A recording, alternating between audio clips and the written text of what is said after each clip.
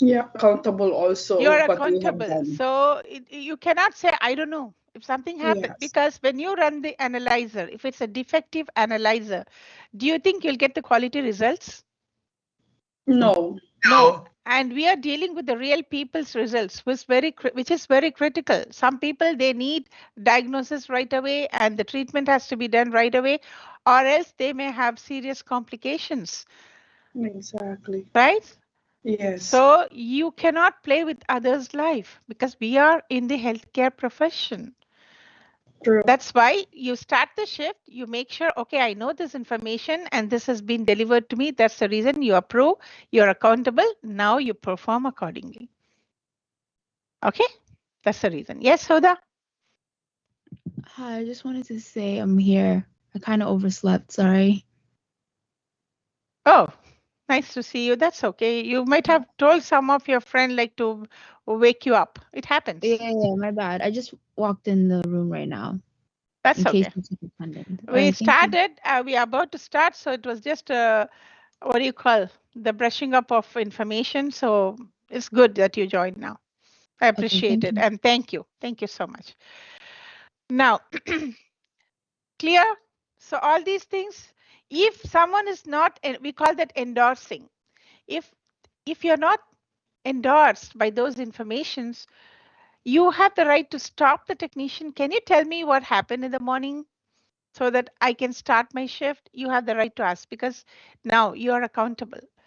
So now you stand there and give the important information, not the whole history. I started at 9 o'clock. At 9 o'clock, I made the checklist. I disinfected the whole area. I ran this many samples. You don't have to tell the history. You just tell analyzer 3 was giving trouble. So I called the head office and they gave me this reference number and then it has been endorsed here. Check or verify the document. That should be your sentence and that's it. And also, Clear. ma'am, there's also an out of order posted on the machine that Yeah, everybody is aware. yeah. We do that. Actually, when we find if it's not working, yes, it's our job to post That's out right. of order, Yeah. not in service. Yeah. That's Okay, right. so all these things, yes. Very Yeah. good to bring this point. Yeah, very good. So we have to endorse at the same time we have to make a note of it and we are accountable. So if the supervisor calls, she may call you. Did you endorse the other shift person? Yes, I did that. Okay, it means they know. If in case that person was, for example, you're starting the shift, you don't know what to do, it has been endorsed, now you're stuck with it, and one machine is not working, already the samples that I have to load is sitting in the fridge, and there I can see there are 2000 samples, I don't know what to do. In that case, ask the supervisor. She will send someone to assist you who is working in the other area. They may come to assist you so that you can work as a team. That's why I say talk. Okay, get help and you will be helped. But for that, you have to be very nice person as a team. You cannot go and talk to them. Can you come with me to work? I have so many things to do. I have so many specimens sitting in the fridge. This is not the right attitude. Just politely, I don't know what to do. I'm just starting the shift. I can see so many specimens. I'm wondering one analyzer is not working. What should I do? Then definitely they know what to do. They know why you're asking. You will be helped. Okay. Next, talking about the fridge. Sometimes I have done this a couple of times. I take the specimen to load in the analyzer. It's a huge lab, so the work area is different. From one area, the fridge will be there. I take the specimen and then I come here to the analyzer. Now I have to do so many things. I have to batch, I have to put the label, I have to load, I have to check everything. In that situation, sometimes I forget to close the fridge door. It happens.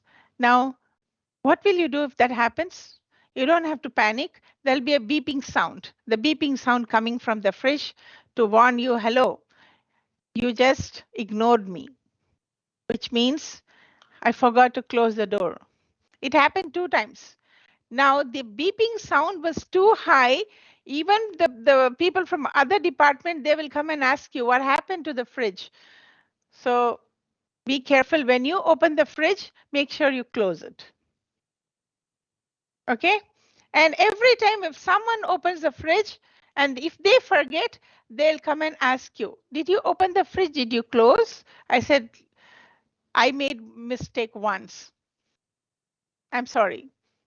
Right? All these things happen in the lab. So when you want to maintain something which is really sensitive to temperature, make sure you handle it with full concentration. So the thermal equipments that we handle in the lab is hot air oven. What is this hot air oven? We have heard it somewhere. Where?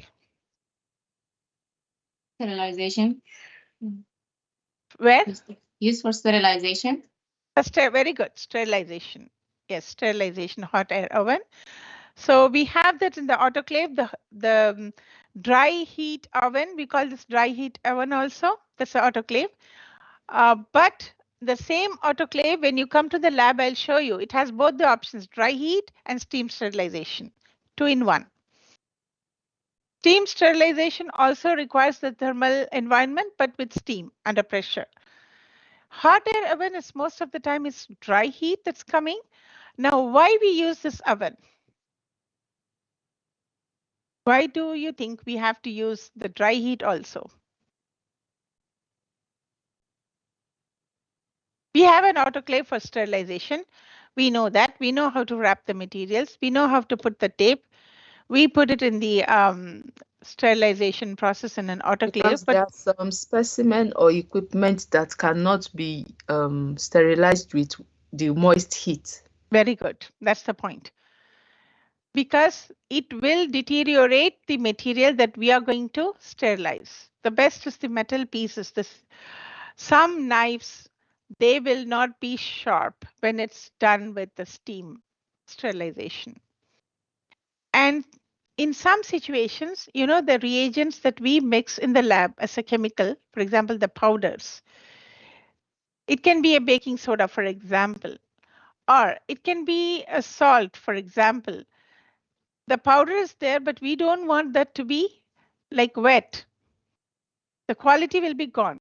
And then the sterilization won't happen perfectly. In that case, you take an aluminum foil, you put the powder inside, you pack it and keep it in the hot air ovens. It will be sterilized, but without affecting the quality of the powder.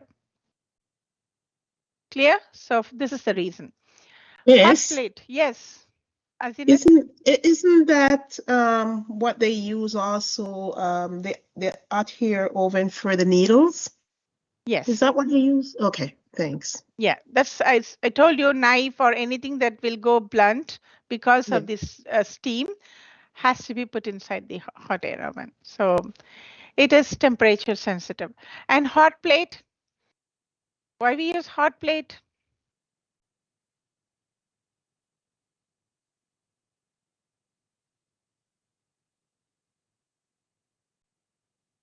You have been studying this hot plate, hot plate. What's the purpose of hot plate? Come on. It's to eat it's to eat liquid. To heat liquid, or sometimes for mixings.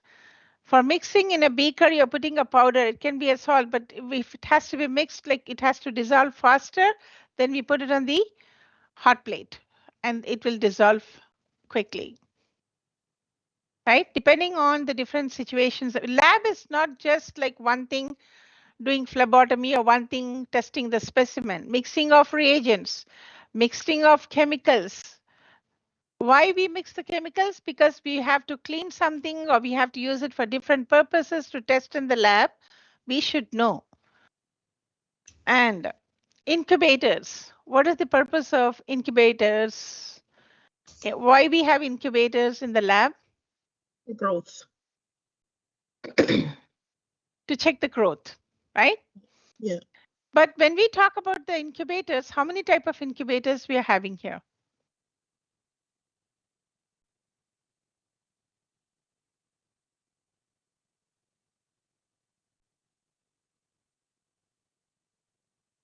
Now, what is an incubator? Definition for incubator. It's a device used to maintain an environment at the specific temperature. Yes, very Like good. So what fine. is the specific temperature that you mentioned about? You can tell the range or a particular optimum temperature for this. 98.6. Okay. In what? In Fahrenheit or Celsius? Fahrenheit. That would be Fahrenheit. The only Fahrenheit? mistake or That Fahrenheit. should be Fahrenheit because it's Yes, 36 Fahrenheit. point Yeah. something That's in 36. Yes. Celsius. Yes, very good. So we can say 35 plus 2 or minus 2. Yeah. Usually the range is 35 plus 2 or minus 2. And there is one word called optimum. Optimum means exact, that we expect is 37, the body temperature. Because majority of the organisms, they grow well in body temperature, the normal temperature, like us. In microbiology, there is one organism that needs an extra incubation or extra, what do you call the incubation unit to maintain the temperature, that is 42 degrees. You will be studying that in the microbiology, that is called the Campylobacter. They grow only in 42 degrees. And which causes disease. So to check that organisms, the microbiology department has two type of incubators to grow. One is the 37 degrees, the other one is 42 degrees. All the other departments, they have only up to the temperature of 35 plus or minus 2, which is 37 degrees, the optimum. Water bath. Water bath is a device used to maintain a specific temperature using warmed water. We all know there is a dry incubator, a wet incubator. The other term for wet incubator is the water bath. Why? Because we use water. Clear? Now, what are the lab equipments that has to deal with the temperature? You have to tell me. One by one.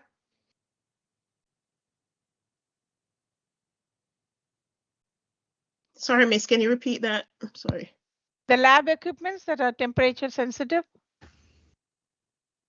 Okay, like the incubators. Incubators. In that, how many categories? We have two, the 37 degrees Celsius incubator and the 42 degree Celsius but incubator. that is for microbiology. Okay. Now, how many type of incubators generally we have in the lab? Two, You said two. Two. Okay. Yeah.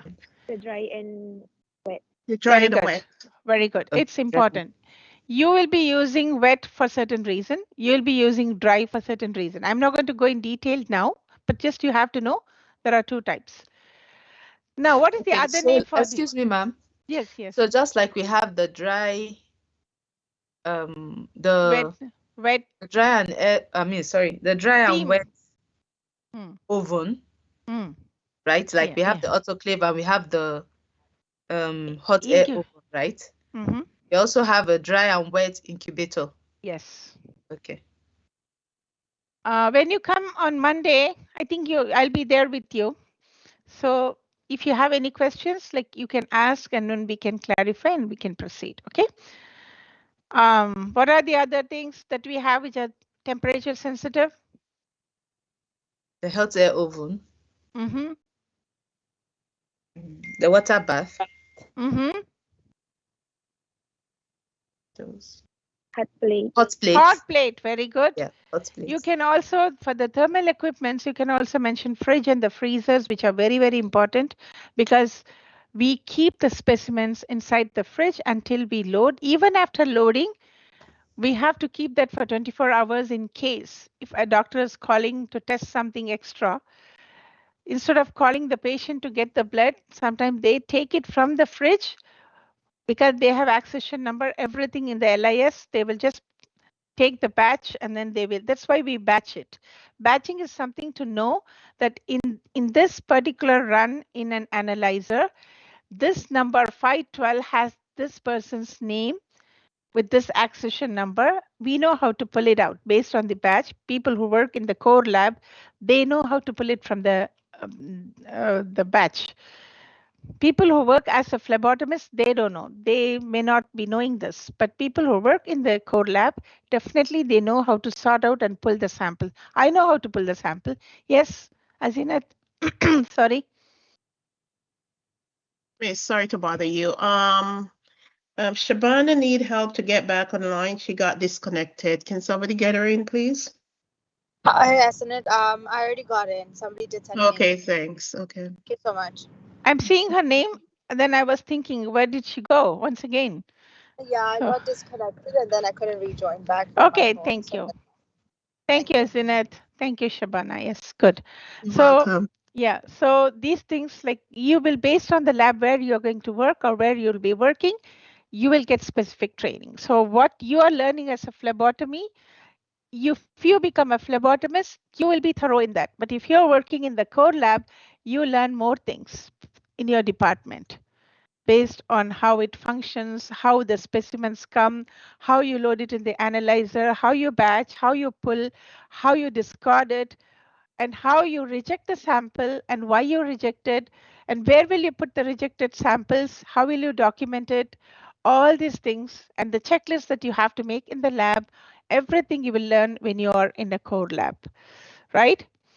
So I am lucky to be in a core lab. That's what I can say. For everything I have to say, I'm blessed. Yes. So we are all blessed. We are learning this. Now for water bath, you should know what the range of a fridge and freezer temperature. Now, you can't say no to this question. What is the range for the fridge temperature? 2 to 8. 2 to 8. 2 to 8. Some labs, they prefer 4 to 6. Their range is 4 to 6. With a plus or minus 2, sometimes they will mention. That is also acceptable. So where you're hired, where the protocol is, or where the standard operating procedure says what to follow, you have to follow. Both are correct. So in your PowerPoint, you will be getting the ranges plus or minus 4 degrees, which means it comes under the range 4 to 6 or 4 to 8. But 2 to 8 in the lab where I'm working, 2 to 8 is the range. And for most of the time, I record the temperature sometimes 4.5, 5 degrees, 6 degrees when I start my shift. These are all acceptable ranges. Clear? Okay. And what about the freezer temperature? 36 degree minus. I forgot. Tell me a number. I think that's 20. Minus Minus 20. 20, plus or minus 5. 5. Plus or minus. Yeah. Very good. Good Plus or job. minus. Good job. So now when talking about the water bath is the beginning now. A water bath is a thermostatically controlled glass or metal tank. Miss, sorry. Yes. For the fridge, if it's said to be between 2 and 8 temperature. If it went 1 degree less or more, I mean, like if it's 1, the temperature was 1 Celsius or 9.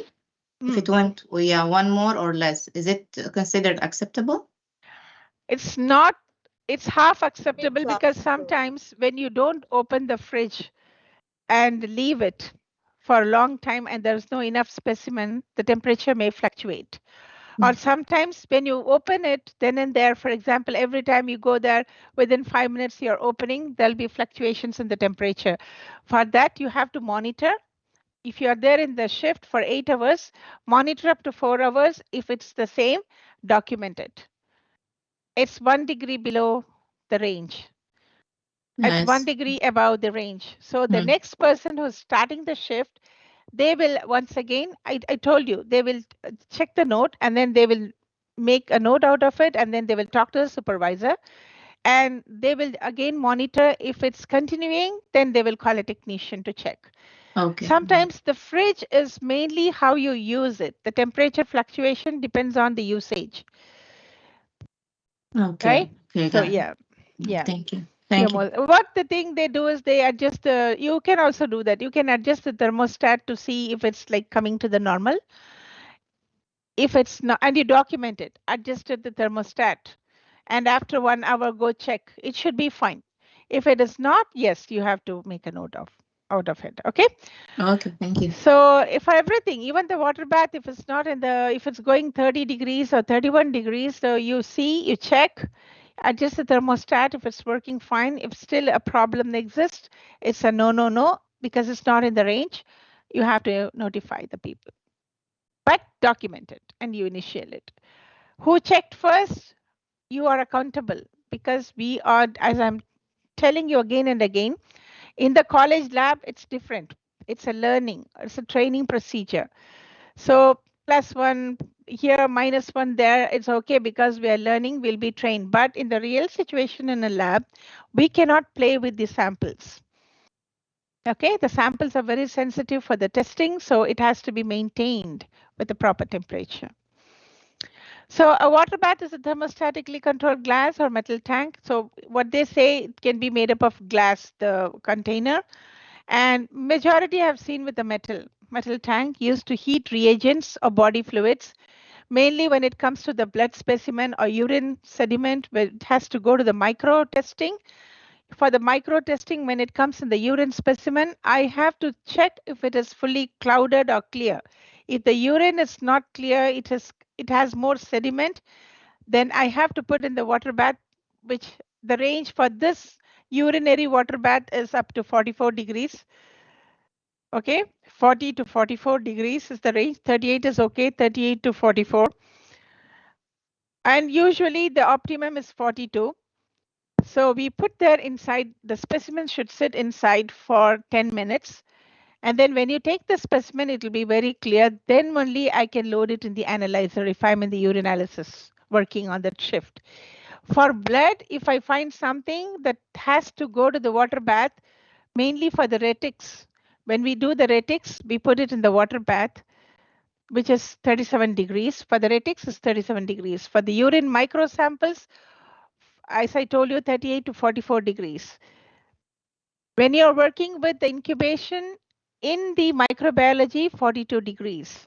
So all these things, it depends on the lab where you will be hired, and based on that, you have to follow the protocols, the standard operating procedures. Okay, this is to let you know. You don't have to get confused. You will be trained, no worries. And these body fluids, they cannot be exposed to direct flame or fast heating, which means you cannot put the specimen in a beaker and you don't do this in a hot plate or something. So these has to be covered intact and you have to put it in the water bath, because that temperature has to be maintained just to make sure if something is there, it has to be dissolved before running in the analyzer, or something that you want to test even manually. The technologist, if they want to test manually, they should make note that this should be inside the water bath. Then you have to do that as a technician. Okay. And temperatures are set either 37 degrees, which is a body temperature, or 56 degrees. Now note this point. This sentence is important. What is the body temperature? Question A, 37. Question B, 30. Question C, 56. Question D, 80 degrees.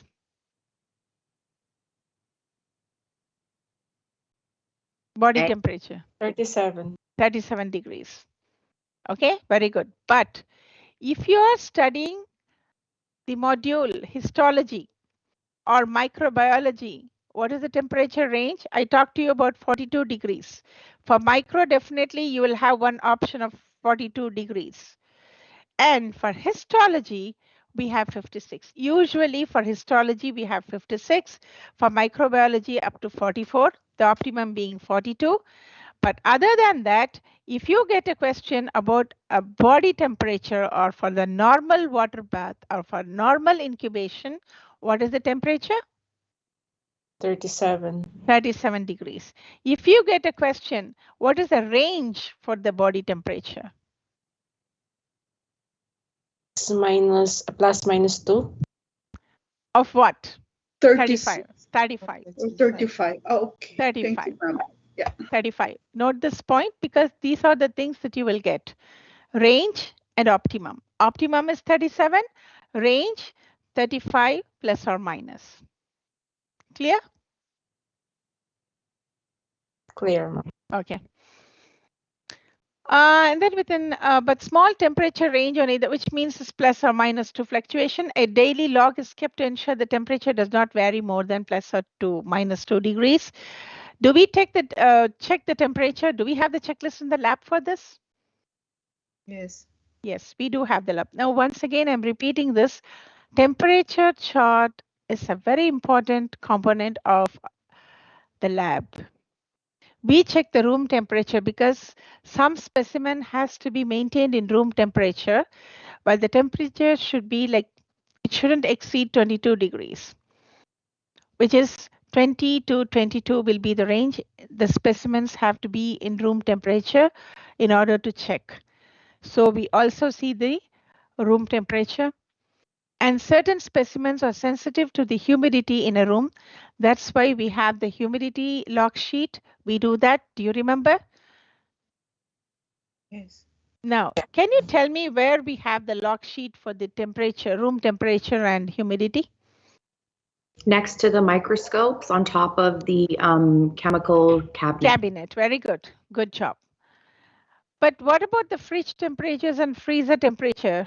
Where can you see this log sheet? Of the fridge. On top of the fridge and the freezer. Yeah, okay. Now another question. How many fridges we have in the lab, in the college lab? 3. 3. Sure? 3 is the number? Yeah, 3. Yes. Okay. What does the first fridge has to do? What do we have in the first fridge? One We has keep the the reagents. Urinary and blood samples. Blood samples, very good. Fridge 2, yeah. fridge 2, reagents. fridge 2. For disposals.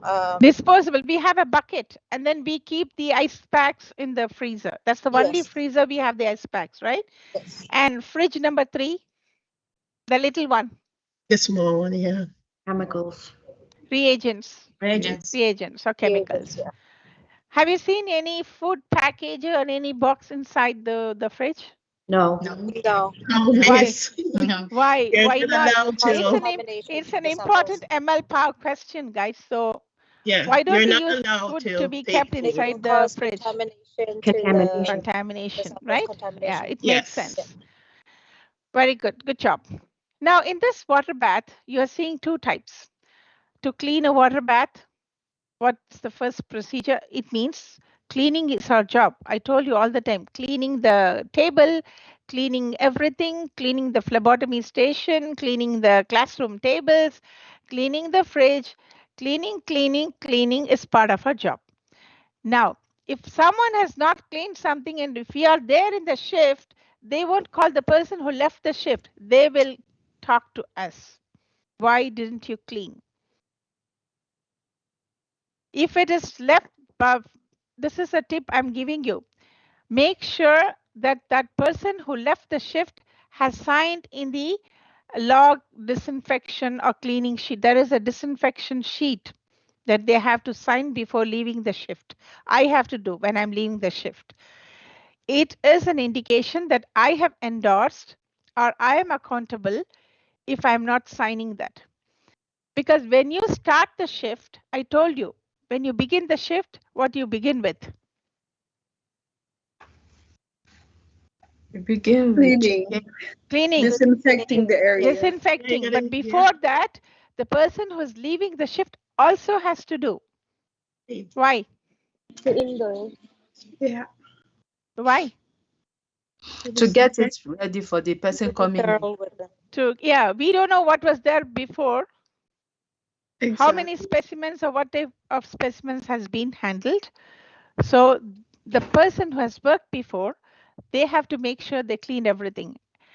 Yeah. And I am starting again my shift with the cleaning because that's the procedure, but to make an extra cleaning, but no infection is there. There's no contamination. That's how it works. So when I check the disinfection log, the previous person who left the shift has to clean while leaving and when they start the shift. So when I'm there to sign, if that person hasn't signed, which means either she did the cleaning but she forgot to sign, remind her because she is accountable. When the supervisor comes, she will ask you, have you started the disinfection? Yes. Have you signed? When you say no, it means they haven't seen what you did. But that is the document. I told you, documentation is an important process as a technician. They will say, Now clean again and document it. So you'll be doing double job. There's a big no, no, no. Do your job perfectly. And when the person who left the shift is your friend, call her, remind her, hey, why didn't you sign? So, but you cannot sign on behalf of her, but the next day she has to make sure that's been signed or not. This is how you work as a team.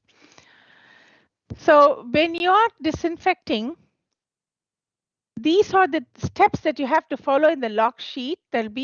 You have to document.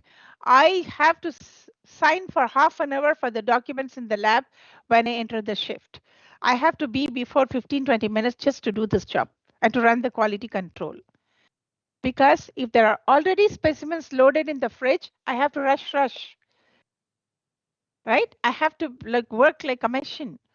So it takes time. But when I'm there 15-20 minutes before, I do the checklist, water bath, temperature, checklist, room temperature, humidity, checklist, fridge temperature, checklist, which means I have to go around and then I have to put a check mark for all and I'm accountable. So after that, I disinfect the table, I disinfect the analyzers once again. Then first thing I do, I go sign.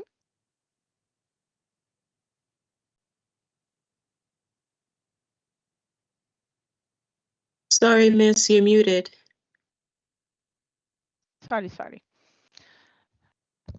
Okay, when I start my shift, again, I have to start my shift. What I do, I make a checklist, sign for everything. What are all the analyzers are there? How many analyzers are there? Are they working? Are they in good condition? I have to sign. I have to check the room temperature. I have to check the humidity. I have to check the fridge temperature. I have to check the water bath temperature. Then I have to bring the QC from the fridge. The quality control is an important part that we have to deal with, without which we cannot run the specimen. So I will keep it in the fridge because that has to come to the room temperature. This is another thing you have to note. So all these things are done by me in the lab. Then I start disinfecting the counter and analyzers. Then I have to document it. Then now I batch it, and then I start loading the analyzers. Clear? And for one shift, I told you 8,000 to 12,000 samples I have to do. Of course, there'll be an assistant, but sometimes she will be in another department busy doing something. When there are more blood samples, yes, she'll be running or I'll be running. So the person who is there in the urinalysis sometimes come to help us. So we do like a teamwork. Now, talking about this equipments, why I'm telling this in detail, because everything has to do with the temperature control. And it's our job to maintain the temperature because we have to run the specimens based on the sensitivity of the temperatures. Certain specimens have to be in room temperature. Certain specimens, you can just directly take it from the fridge. And before that, you have to make sure what is the temperature range for the fridge. That's also important because we are accountable. So we have to clean the equipments also in order to maintain it. So while cleaning the water bath, what you have to do first, you have to unplug it. And then you have to disinfect with 2% glutaraldehyde if it's a metal, or 1% hypochlorite glass if it's a glass, what they mean to say. Wash with soap and water and refill with distilled water and a small amount of rust inhibitor and fungicide. Now, this complete thing is very important. It's an exam question. What will you use when the incubator or water bath is made up of metals? Options A, option B, option C, option D. You have to look for the option 2% glutaraldehyde if it's a metal. What will you use if the incubator is made up of glass? What is the answer? Hypochlorite. 1% hypochlorite. Very good. Wash with soap and water. Okay, how will you clean the incubator or water bath if the disinfectant is not given, only soap and water is given? You have to pick that, right? And how will you refill the water bath? Or which type of water will you have to use in a water bath? What should be your answer? Distilled water. Distilled water. Distilled water. Sometimes they will ask only the distilled water. Sometimes they will give the option of with a small amount of rust inhibitor and fungicide. Now, what is this fungicide and why this rust inhibitor? The rust inhibitor for the metals to prevent rusting of the container. Then the fungicide for the preventing the growth of fungus. Fungi. Because sometimes certain fungi, they love moisture. They like to grow. So we have to avoid that, the growth of that one, because we don't want contaminations in the specimen. Clear? To avoid rust, because when it is metallic one, so the metal, when it reacts with water, so there will be some rust forming slowly, not in 1 or 2 days or in 1 year, maybe for years if they've been using the same water bath. So there are chances. So we have to take care of that. Avoid splashing water onto any contact or switches. My water bath that's there in the lab, it's very close to the switchboard. So when I pour the water inside, I have to make sure I have to unplug, and then I have to pour it slowly inside the water bath. So these are the precautions that you have to take. And a water bath is a lab equipment. It's made from a container filled with heated water. That's not heated water. We put the water, we plug it in, maintain the temperature. It has to heat up automatically. It's used to incubate samples in water. I talked to you about the blood samples, urine samples at a constant temperature or a long period of time. Okay, and most water baths have a digital or an analog interface, which means there'll be a display box, like a screen there, a box with a display screen. So you just go through that, you will know the temperature range. And whatever temperature you want to set, there will be a thermostat. You can adjust it. Okay. Now, warming of reagents is one use. Melting of something is another use. Or incubation of the cell structures, if you are in the cytology, histology, these are the uses. But generally, you should know why we use a water bath. We use a water bath to warm reagents. Okay. And melting of, why can't we use the hot plate for the warming of the reagents? Any idea? Flammable, explosive. Very good. Flammable. Then?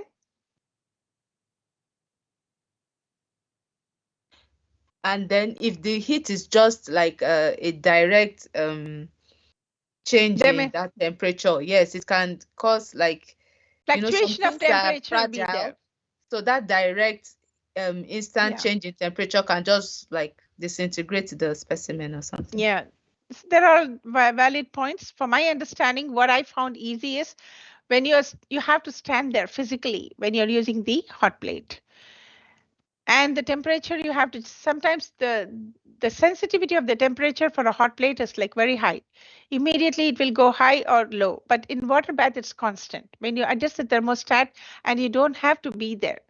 Your physical presence is not important when you're using a water bath. So less danger. There is less danger for any temperature rising or what do you call exploding and all those things. You don't have to worry, and it's covered. It's covered with a lid, so it's safe. And it's also used to enable certain chemical reactions to occur at high temperatures. So these things can be avoided when you use a water bath. It's pretty safe. Water, except cleaning. For me, the hot plate is easy to clean. The water bath is like I have to look for the glutaraldehyde, or if it's a glass, I have to look for the 1% bleach. Then I have to use the soap and water. Then I have to look for the cleaning, whether it's cleaned well, and I have to look for a fungicide, and I have to look for rust preventing chemical to be put inside the water bath. So other than that, it's safe to use. And water bath is a preferred heat source for heating flammable chemicals instead of an open flame or prevent ignition. Different types of water baths are used depending on the application. I told you for all water baths, it can be used up to 99.9 degrees Celsius. Okay. Now, Water bath precautions, what do you have to do? Use with caution. Yes. It's not recommended to use water bath with moisture sensitive or pyrophoric reactions. What does it mean? Moisture sensitive, anything that, some chemicals, they explode when it comes in contact with the water, because depending on the metal that has been made for the water bath, when they come in contact, they explode. So you have to be very careful, like which chemical is sensitive to moisture. And certain chemicals will explode when the temperature range is a little bit high. So all these things, where will you look the information for all this? SDS. Yes, very good, very good. And do not heat. What is the pyrophoric reactions? Pyro? Fire. Heat. Fire. Fire, okay, or any heat sensitive or any flammable reactions. When something is sensitive for that, you have to take precaution. You have to be very careful. Do not heat a bath fluid above its flash point. Now, what does this flash point means? You have heard about the maximum temperature for that particular chemical in order to catch a fire. That's called the flash point. We have the boiling point in case of liquid. What is a boiling point? That's the maximum temperature of boiling. For water, what is the boiling point? 100 degrees Celsius. 100 degrees, very good. So we all know about it, right? What is the saturation point as a student? What's that? Saturation. What is the saturation point as a student? As a student, yeah, you have 101. 101. You have all the information now. I'm speaking, but it's not going. It's going on top of the head. It means that's a saturation point. I think we're reaching our saturation point. Exactly. For sure. Exactly, Kara. Yes. So water level should be regularly monitored and filled with distilled water only. Okay. Hi, Miss Maria. Well, I think Miss Munmun wants to join as well. She wants someone to send the invite. My God. She loves us. Okay, who's going to send the link? Her name is not here. Let me try to send her the link. Yeah. Moment, please. Okay, so we'll continue with this because till the break time, we have to finish it. And then after that, we have to do complete revision. So water level should be regularly monitored and filled with the distilled water. Why distilled water? Why not tap water? Because tap water has contaminants in it. Contaminants, and distilled water, mainly minerals. Minerals and other contaminants. Yeah. Calcium deposits. Deposit of minerals will be there. So there's another job that we have to just use a solution where it has to remove the minerals or the deposits or salts. Disinfectants can be added to prevent growth of organisms. That's for sure. Any microorganism that likes to grow there, they may grow. So all these things we have to monitor. Raise the temperature to 90 degrees or higher to once a week for half an hour for the purpose of decontamination. Now, what if you get a question? What you have to do if you have to decontaminate a water bath? You have to raise to 90 degrees. Yes. Look for the option. Yes, Kara, go ahead. I guess to raise the temperature to boil to kill off anything that may have started to grow. Yes. Yes. Very good. So all the questions that probably the question that will be is going to be asked tomorrow. I have an idea because what all I'm seeing here with the bold letters and some of the tips like this, we're going to talk about this in detail. So tomorrow you can get good marks. That's my goal. So water bath precautions. What are the precautions that you have to take? Any marker that is water soluble shouldn't be used in the tube, because if you put it inside the water bath, for example, after 10 minutes, when you take the tube outside, there'll be nothing, right? Of course, the labels will be there. Yeah, the labels are there, but it will be wet. So sometimes there are like we feel that it may come out. So we usually use extra markers to label it. So non-erasable or non-erasive markers should be there inside. Okay, the water resistant. If application involves liquid that gives off fumes, so anything that's when it's boiled or when it's in the water bath, when fumes are coming, so we have to be careful with that. Always make sure use SDS, especially when you are putting the reagents inside the water bath, when you're going to keep it inside. It's recommended to operate water bath in fume hood. Again, they're telling even if it is like a water bath, when you're dealing with the dangerous chemicals, then make sure that has to go in a fume hood or in a well ventilated area. The cover should be closed. I told you there are two things that you have to use. You can use one is the hot plate or in the water bath, but the water bath is safe because it's closed. So that's a plus point here. And the cover is closed to prevent evaporation and to help reaching high temperatures. It's true. You don't have to be physically standing to look for the specimens if it's a water bath, but you cannot do that in the case of hot plate. Set up on a steady surface away from flammable materials. Of course, nothing should be close to the water bath, okay? And there shouldn't be any interferences. Whatever equipment you're using, make sure that if that particular interference is going to affect the testing of the specimen or specimen results. And what are the precautions you have to take? Prevent electrical shock. So regularly you unplug it and you plug it when you're using it and unplug it when you're not using it. But sometimes for 8-hour shift, I don't unplug that, but I plug it before operating when my shift starts, because most of the specimens that comes from the micro in our department, I have to put it inside the water bath to maintain the temperature of 42, and then I have to send them for testing. So prevent electrical shock, maintain that, and prevent microbial contamination. We know how.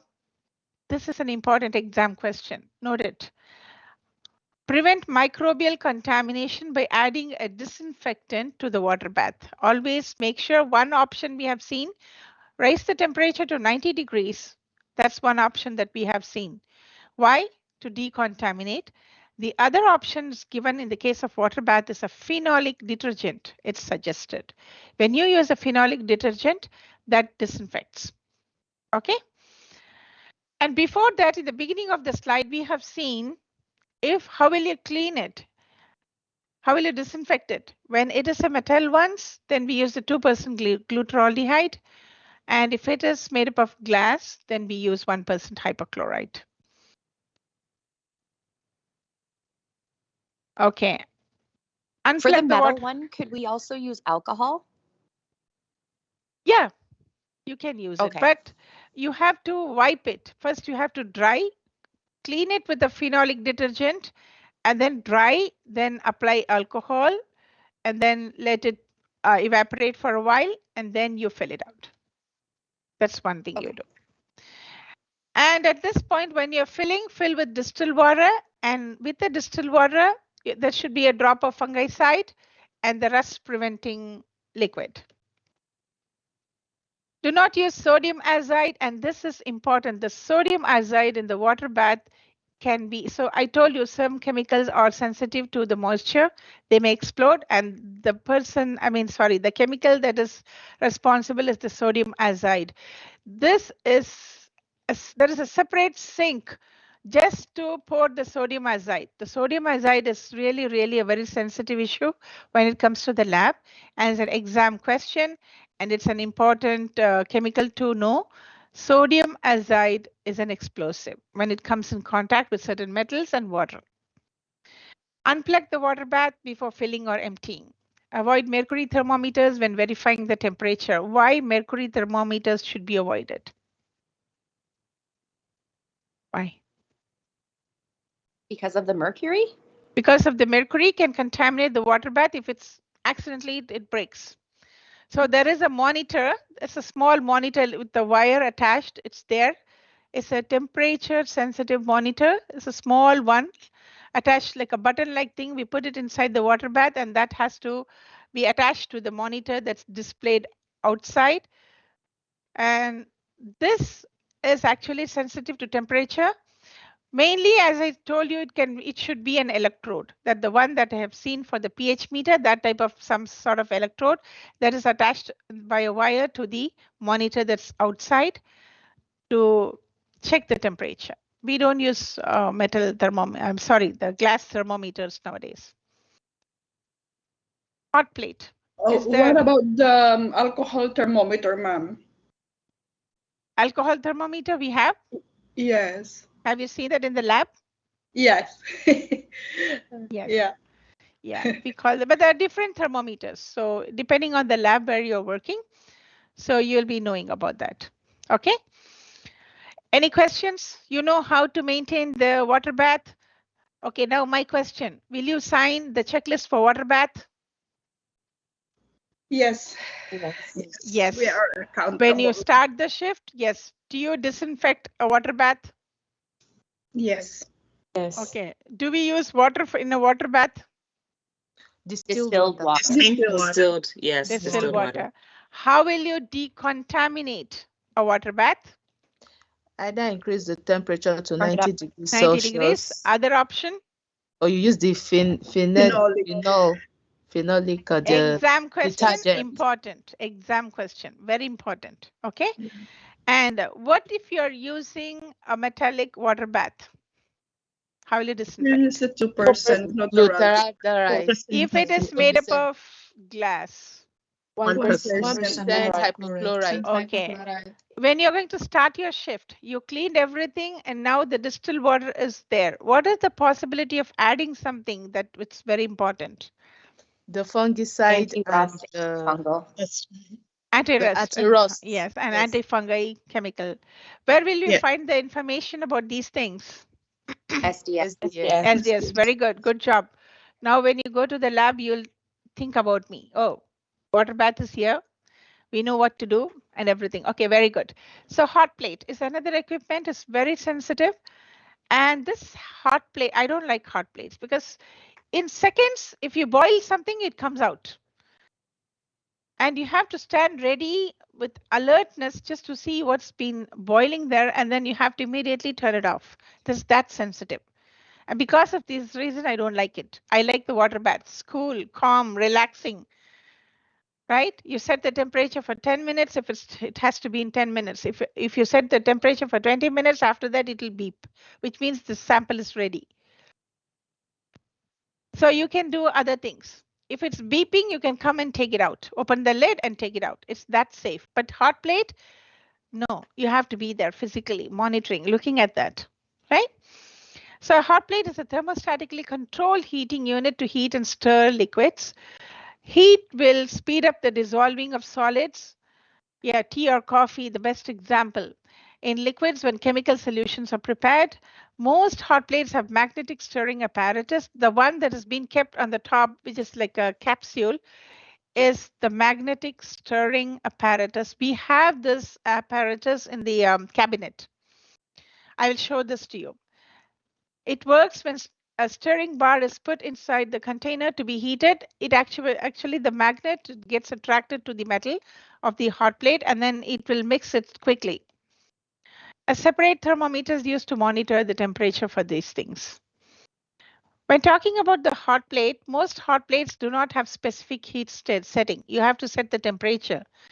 And the heat dial must be adjusted regularly during the process. If it's like boiling and it's so fast, you have to lower it. Again, you have to adjust. I told you, you have to be with alertness when you are in front of this. Care must be taken not to overheat the liquids because there are chances of explosion. And if you're not using the heat resistant apparatus in the lab, that's even more danger. Because when it explodes, the liquid or the chemical content along with the glass pieces will be there in the explosion. So there are chances that the person who's there may get injured. So you have to be very careful about it. To prevent injury, make sure, what type of glass will you use? Pyrex. Pyrex, chemical composition, please. Borosilicate. Borosilicate. Very good. Borosilicate. Borosilicates. And all spills must be cleaned up immediately because this can damage the internal heating mechanism. So not only the plate, when it is like the liquid is there everywhere. Can you see the space in between the plate and the device? So the liquid can penetrate there and then it can damage the hot plate. And there's one thing, hot plates are a safe alternative to open flame methods, right? But they are not without risk. It is risk. And you have to have a fire extinguisher close to the hot plate all the time. And nothing should be there. No other chemical should be there because in case if it's overheated, that heat that's radiating, they may cause the fire hazard. So you have to be very careful. There are certain safety tips to keep in mind when using a hot plate. Make sure you know where the fire extinguisher is. Keep it close. There'll be one there. Or you should know whether it is reachable within the reachable distance. Make sure the glass being heated is made up of heat-resistant material. That's the borosilicate. Make sure that glassware for visible damage, like for example, if there is any crack in the borosilicate glass piece or whatever you're using, make sure it doesn't have any leakage or any crack. So that has more chances of explosion. So please be careful. And while keeping something like a beaker or any flask to heat, make sure the hot plate area should be more than the bottom of the beaker or the flask. This is important. You shouldn't keep a flask that's bigger in area at the base than that of the hot plate. That's not a good advice. And then move flammable or combustible chemicals away from this. We have been talking this again and again. So the surface and element can reach the flash point temperature. We know what a flash point temperature is. Any questions?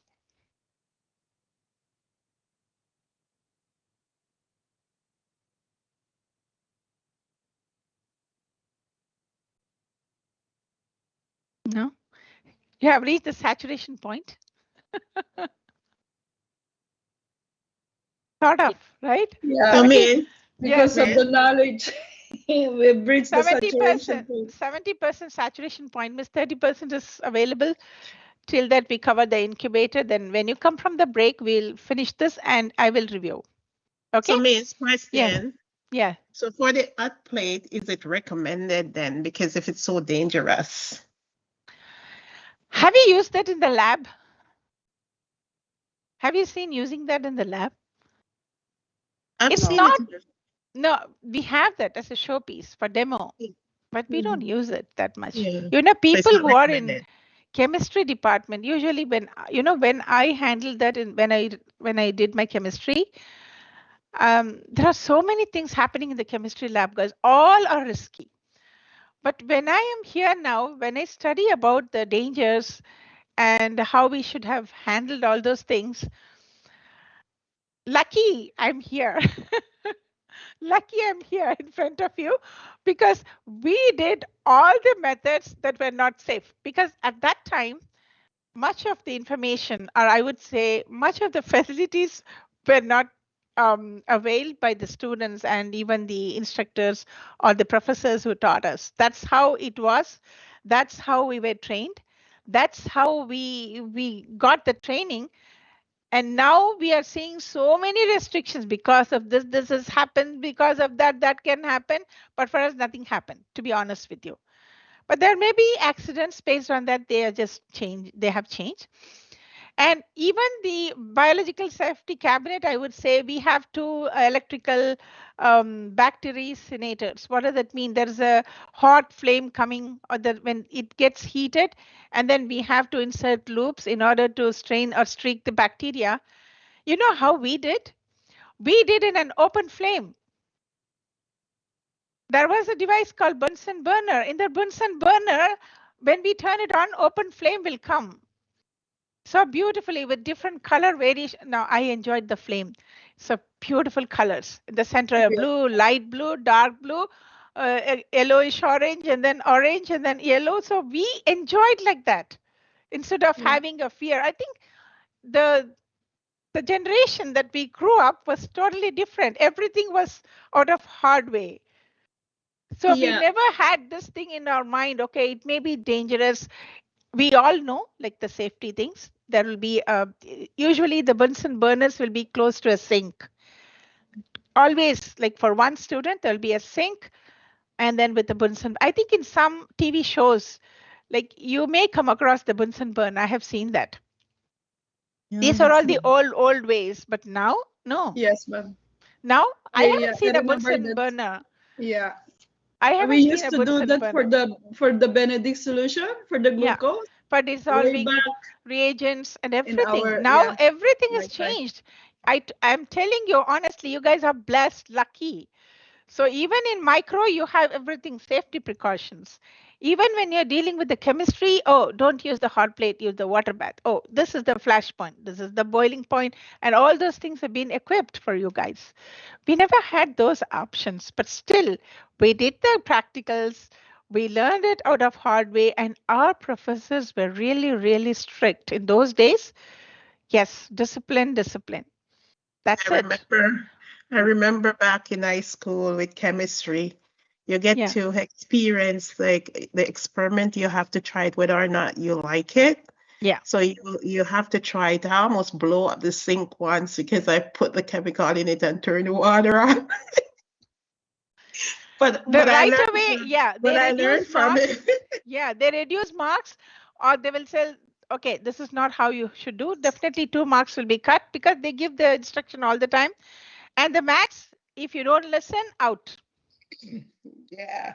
But I learned from it. You see, that's the Yeah. thing. Back then, you learn from your mistake because you're hands-on, you know, with the chemical. And those days you weren't afraid of touching and moving and trying things. Yeah.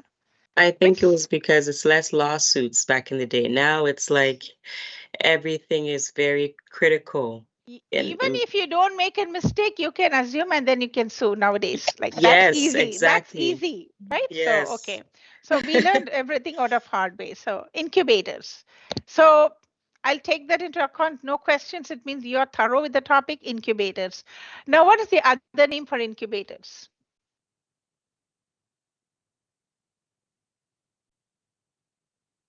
What was the question? Sorry. What's the question? What is the other name for incubators? An oven? Oven? Oven is something that's really closed. Yes, of course. But we have a name. What was the previous topic that we talked about? Water bath. Water bath. So what is this? It's the wet incubator. Dry bath? Dry bath. The water bath, dry bath. So in water bath is also called wet incubators. So the other name is dry incubators. Oh, okay. Clear? Clear. So incubators, again, it provides a constant temperature, and then mainly they are used in the microbiology labs. I told you there'll be 2 types of incubators in terms of growing the bacteria, or 2 or 3 in case of microbiology department. The temperatures can be 42 degrees, 37 degrees, and in some bacteria, which rarely they are thermophilic, which means they like more heat. If they want to check that, 56 degrees. Okay, that will be the option, but you don't have to worry about this. If you are hired in the microbiology department, then you should know about that. But just to mention, like I told you, different types of incubators will be there in microbiology department because this is mainly to see the growth of bacteria. Why can't we have the water bath in microbiology department? Because bacteria doesn't like more moisture. It wants only a limited moisture. Otherwise, it will die or it will stop the growth. And we cannot diagnose the disease causing organism. So the dry incubators are the good source to see the growth of bacteria. And when we test in the microbiology lab about the specimen, the streaking, of course, the technologists are going to just release the results. When that information goes to the doctor should see the growth of the bacteria and the disease-causing organism so they can start the antibiotic. That's the reason behind this dry incubator. It's a very good source to see the growth of bacteria. And one more thing, mainly for the urinary tract infection, the bacteria, mainly the E. coli, it will not grow quickly. It takes its own sweet time. So it's usually for majority of the bacteria, the growth period is 24 hours. For that bacteria, and to some bacteria, it can be 72 hours or 48 hours. Is it clear? So this is very important equipment when it comes to micro. If this temperature is not maintained, the cultures will die or stop growing. Okay? And check and record temperature daily using an independent thermometer. But here, the one that we have in the lab, we are not checking the temperature daily. We will be checking the temperature only when we use that particular incubator for the microbiology module. Other than that, we are not touching it. Clear? All of you? Clear, ma'am. Yes, clear, Yes, ma'am. And incubator is a device used to grow and maintain microbiological cultures. This is another type of incubator. This is the one we have in the lab, and there's a small one. I think we have this in the lab. The small one we have. Yes, this is the one we have. This is to keep more specimens inside. The incubators maintains optimal temperature, optimum temperature. When we talk about the optimum temperature, it means the exact temperature. There are two words that we use: range, optimum. Range means, for example, what is the range of the fridge temperature? 2 to 8, or plus or minus 4 Celsius. But what is the optimum temperature of the fridge? 4 degrees. 4 degrees. What is the optimum temperature for the incubator? 37 degrees, which is the body temperature. What is the range? What is the range? 35 plus 35 plus or minus 2. Yes. When we talk about plus, minus, something like that, that comes under range. When we talk about the exact temperature, that's called the optimum. Keep this in mind. Keep this in mind. When they are asking for optimum, check for the optimum answer. Or if you don't get the number, check that is very close to the optimum. Sometimes this happens. They're very tricky in asking questions. You should know how to answer. If they ask for the range, look for the range of temperature. If they ask for the optimum, click the optimum temperature. Okay, and the incubator maintains optimal temperature, humidity also, and other conditions such as the carbon dioxide, oxygen content. So this you will know. When you start with the microbiology module, you will know what is oxygen, carbon dioxide, how effective it is, but now just know about the incubators. Incubators are essential for a lot of experimental work in cell biology, which means the molecular biology, histology, microbiology. And why? Because when you want to grow something, the growth of the bacteria is what we call the culture. When you want to grow something to see what is causing the problem in the human body, then this equipment is very, very important. This is a very important equipment to monitor the growth and to see like who is there and to start the diagnosis process or to treat the patient. This is a very important equipment. Incubators are essential for a lot of experimental work in cell biology. We have seen this. Mainly, you have come across the word with eukaryotic cells. Now, what does it mean? Eukaryotic cells are true cells that have a cell wall. Cell wall, okay. Do we have cell wall? We are made up of eukaryotic cells. So we have cell wall? Our cells have cell walls. We do. Cell wall is seen in bacteria and plant. Lower animal kingdom have cell wall. We come under the higher complex cellular mechanism, so we don't have cell wall. We have membrane, not the cell wall. Only the primitive animal kingdom, like the algae, the bacteria, the fungi, they have cell wall and a cell membrane under. But we don't have cell walls. We have only membranes. So this type of cells who has a complex mechanism, they come under eukaryotic cells. Mainly, this is to refer to the growth of certain tissue in the lab. Do you know that cells can be isolated and they can be grown in the lab? They can be cultured in the lab. That's what they're doing in the stem cell research. Those type of cellular mechanisms, they are incubated in this type of incubator. So we call them eukaryotic cells. What is the opposite of eukaryotic cells? Prokaryotic cells. That's the primitive bacteria and all those things. Okay, clear? Yeah. So we come under prokaryotic or eukaryotic? Eukaryotic. Eukaryotic. Bacteria come under prokaryotic or eukaryotic? Prokaryotic. Prokaryotic. Pro means primitive, eu means advanced. Like that's how you have to know. So this incubators, the simplest incubators will be like a small box with an adjustable heater. The one that we have is a simple ones. It can be maintained up to 60 to 65 degrees Celsius. Some can go up to 100 degrees, not more than that. But the microbiology incubators in that particular department will be huge boxes, and there will be shelves. Okay, and the temperature of the incubator is maintained as per the body temperature. Why we have huge incubators in the microbiology department or molecular biology department? Why do you think so? We have to have huge ones. So many samples. So many samples, right? Yes. So many samples. And Lots. they are very smelly. When you enter inside the micro department, it's very smelly. I usually wear the 2 masks, and I cover the face shield. I don't want to go there, but sometimes I have to go there. So it's very smelly, but that's part of the job. So take it easy. I had allergies too, ma'am.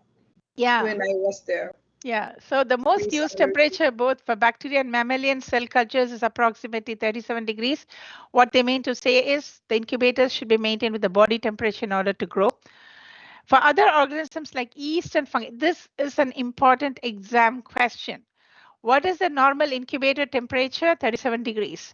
Which is the temperature that has to be maintained in the incubator in order for a cell to grow or the bacteria to grow? 37 degrees. Are there exceptions? Yes, there are exceptions. Who are the exception categories? The organisms like yeast. Yeast is a type of fungi. Yeast and fungi, a growth temperature of 30 degrees is optimal for the incubator. Now, all the exceptions will be an exam question. Please note this down. Organisms like yeast and fungi, they grow a temperature of 30 degrees. So what you have to do? You have to adjust the thermostat if you are using the fungi, if you want to know whether the organism is a fungi or not. If the organism is like a fungi, 30 degrees you have to adjust. If it is a bacteria, what is the temperature? 37. 37. So these are exam questions. Please note it. Now, incubator, they can be elaborate. They can be like you can have the thermostat to lower or increase the temperature as you see in the fridge. And even there are certain incubators, they want to monitor the growth of bacteria based on the presence of air or absence of air and all those things. There are different type of incubators manufactured by different companies. So when you are hired, you should know about all those equipment maintenance, how they work, everything. If you don't know about it, you can ask someone or you can refer a manual. Because some bacteria, they like to grow only if it is dark and without oxygen. So they have the incubators based on the necessity of the bacterial growth, based on the disease causing organism, right? Now, how they know where to put what? Which specimen should go in which incubator? You also should know, basically. When you come to... Depending on the test that's been requested, I suppose. Depending on what the doctor wants to see. As a technician, majority of the things we know already. Do you know that? We are not supposed to say we have to zip our mouth because our scope of practice doesn't allow us to talk. Right? we cannot say anything. But we know already when they write to check for this one in the requisition, we already, as technicians, we know based on our experience, based on our knowledge, what we are going to do, which is the agar plate that we are going to streak, because that's our responsibility. That's why people who hire the technicians for the microbiology, they expect the technician to have a background knowledge about microbiology. It's very important. Not all the people can do that. There are specific procedures that need to be done when it comes to the media and how you streak and what you look at. If you have a prior knowledge, they want those people because they don't have time to train for specific things. If someone is already trained, they like that. So people with micro background, I would suggest apply for microbiology labs. It's in demand. They need it. And you shouldn't be like thinking, oh, I won't be hired by a micro lab. No, it's not like that. They prioritize that because there are so many techniques involved in order to consider, to streak for a bacteria, to see what they're looking for. It'll be easy for them. That's the only point. More, okay, we talked about it. This is important, the cultivation of mammalian cells. The mammalian cells is the eukaryotic cells that we talked about. Okay, the stem cultures. But of course, it's going to take place in molecular biology. You don't have to go in detail, but you should know. Viral cultures, some viral cultures, they need this type of incubators because we have to maintain the temperature to see the growth of viruses in living cells, that eukaryotic cells.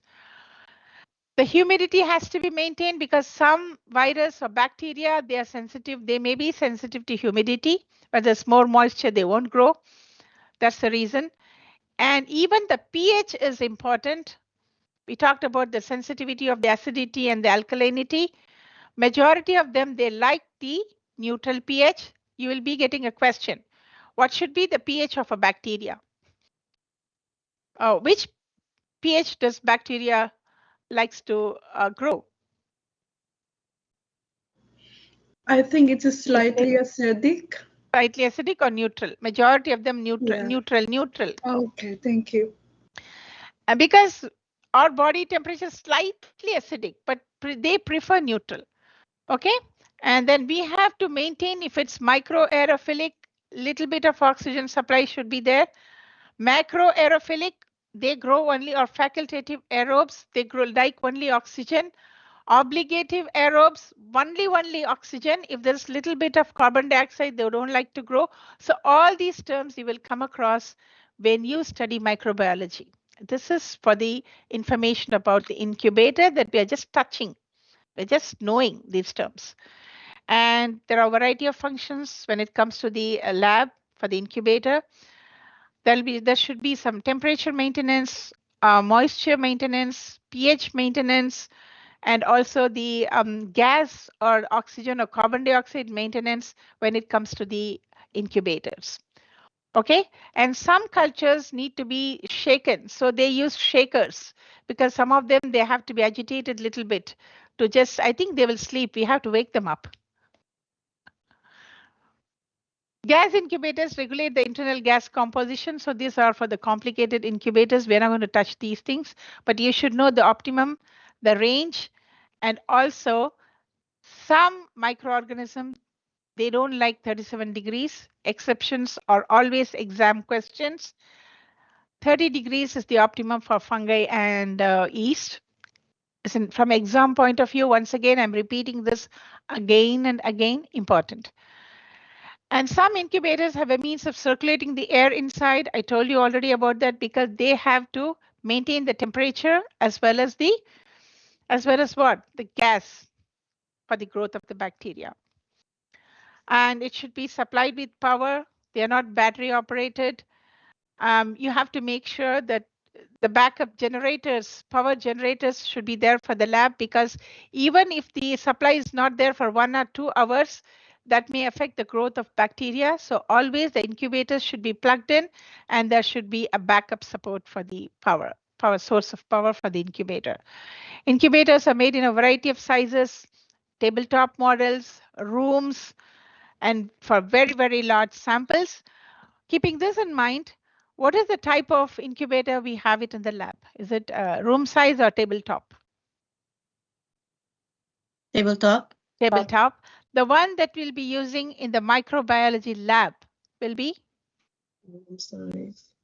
Both room size and tabletop. Tabletop to see such specific bacteria and room for loading more specimens. Okay? Clear? So now the saturation point has reached to the maximum. So we are taking a break. You can take a break for 25 minutes. You can come here at 11:30, the max, 11:30. Is okay?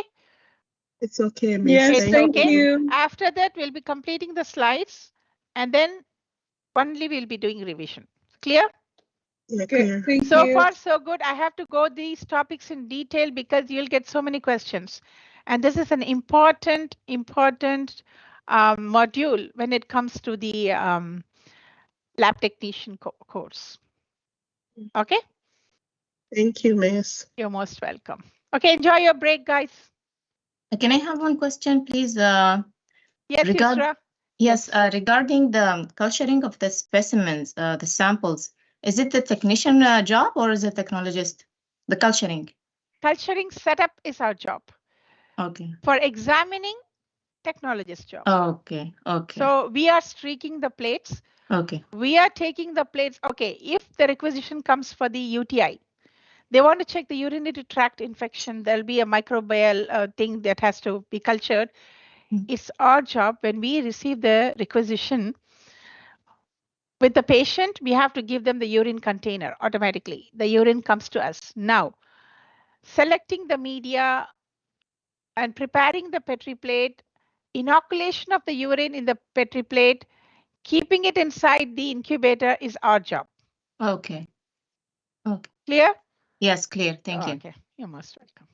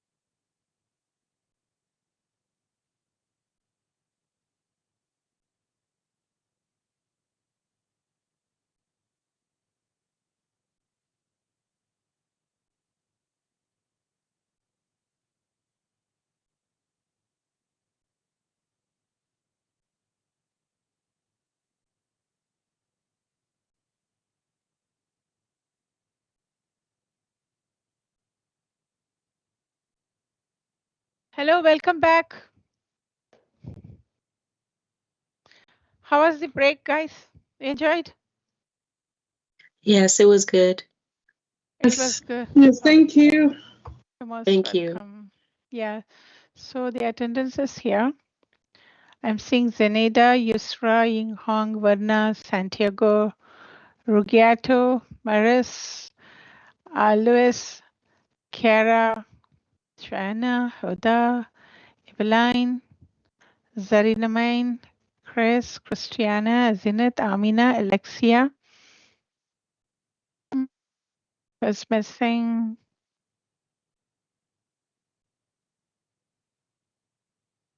Shabana is here. Shabana is not here.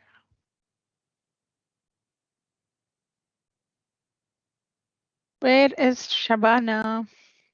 Okay, we'll start. So it's clear about the incubator. We talked about incubator a lot because it's a very important device, because most of the time we get infections, right? And then we become sick and we go to the doctor. They have to give the requisition. And the first thing we do is to check the blood condition, even the septicemia or bacteremia.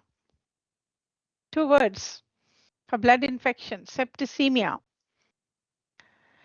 Okay, the condition of blood with infection in the body. And another thing, bacteremia, which means emia means a condition of blood, anemia, which means no blood, anemia, no blood or less blood.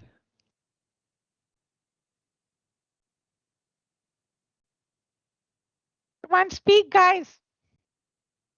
Emia means condition of the blood. Bacteremia due to bacterial infections. A condition of blood with bacteria, bacterial infection. Okay, septicemia, infectious blood. So all these terms are associated with the blood infected with bacteria or microorganisms. So the incubator plays a very important role because we have to see who is growing inside our body, what is causing the infection. So we talked about it a lot. So we'll go to the next one. Micro incinerators. I talked about this. We use the Bunsen burners to use the inoculated loop to streak on a Petri dish or a Petri plate where the bacteria has to grow. We use the open flame burners to sterilize it. Now we are lucky that we are having these type of devices. The one that you see, the second diagram, is the incinerator, something that keeps the heat in process where you're going to sterilize the equipment in order to streak the bacteria in the culture media to grow. This is what we call the incinerator.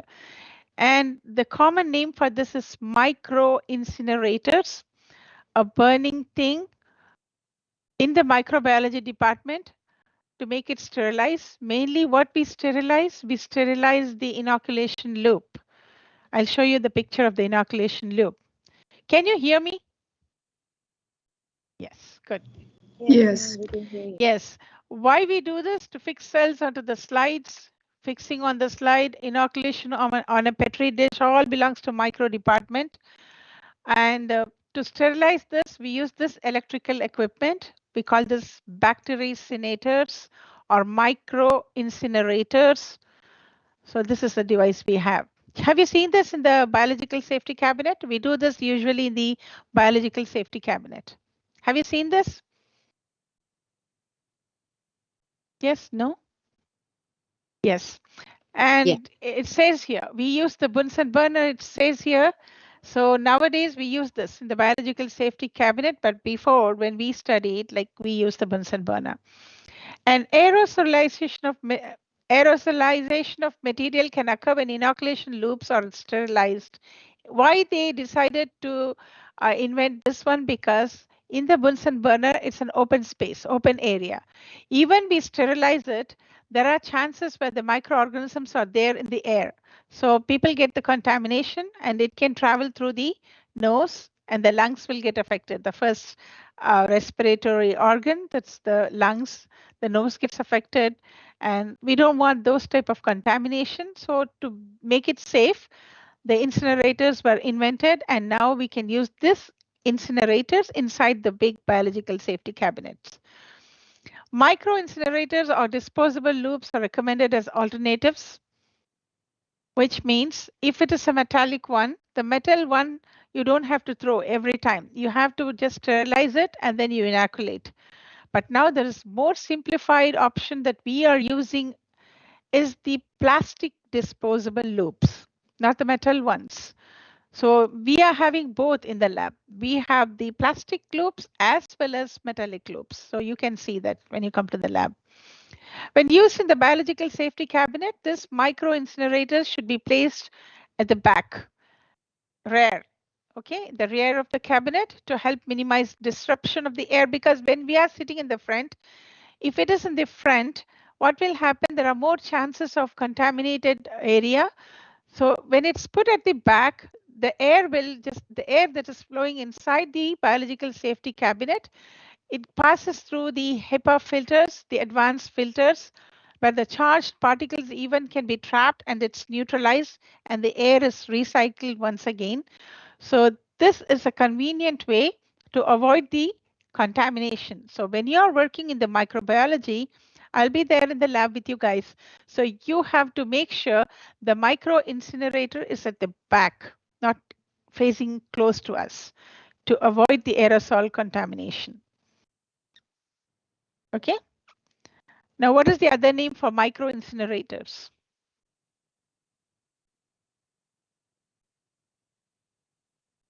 Unmute, Kara. Loop sterilizer. Sterilization. So what like is the name? Small burner, like it Small burns burner. small, Okay. it burns small. Yes. What things. is? It can also be called Self-fixer. Loop sterilizer. Why are you making your life complicated? Micro incinerators, I use the term bactericinators. That's it, or bacteria incinerators, both. You can use bacteria, which means we are going to inoculate the bacteria. So micro is general for all the microorganisms. It can be anything. Bacteria incinerators mainly to inoculate the bacteria. So we use both the terms. Clear? Okay, temperature related lab equipment, freezer and refrigerator. So once again, what was the old method of sterilizing the loop? Use a Bunsen burner. Bunsen burner. So what is the new alternate one we are using in the lab? The micro incinerator. What is the other name for micro incinerator? Bacteria incinerator. Yes, but do you think all the time we use the incinerators? Yes, if we are going to do culture. All the time? All the time. What if I'm using the plastic loop? Can I put the plastic loop inside the bactericinator? No, that's plastic. Only when we use the metallic ones. Yes. Right? Oh, I got you, man. Yeah. Yeah. That's right, because there's both. Yes, there's also disposables. Yeah, we have 2 or 3 metallic ones, but we have more disposable ones. Now, slowly we are changing towards the disposable ones. Okay? Right. Yes. Keep this in mind. So how many types of inoculation loops are there? 2. What are they? The plastic loop and the metallic loop. Very good. When we use the metallic loop, we turn on the bactericinators.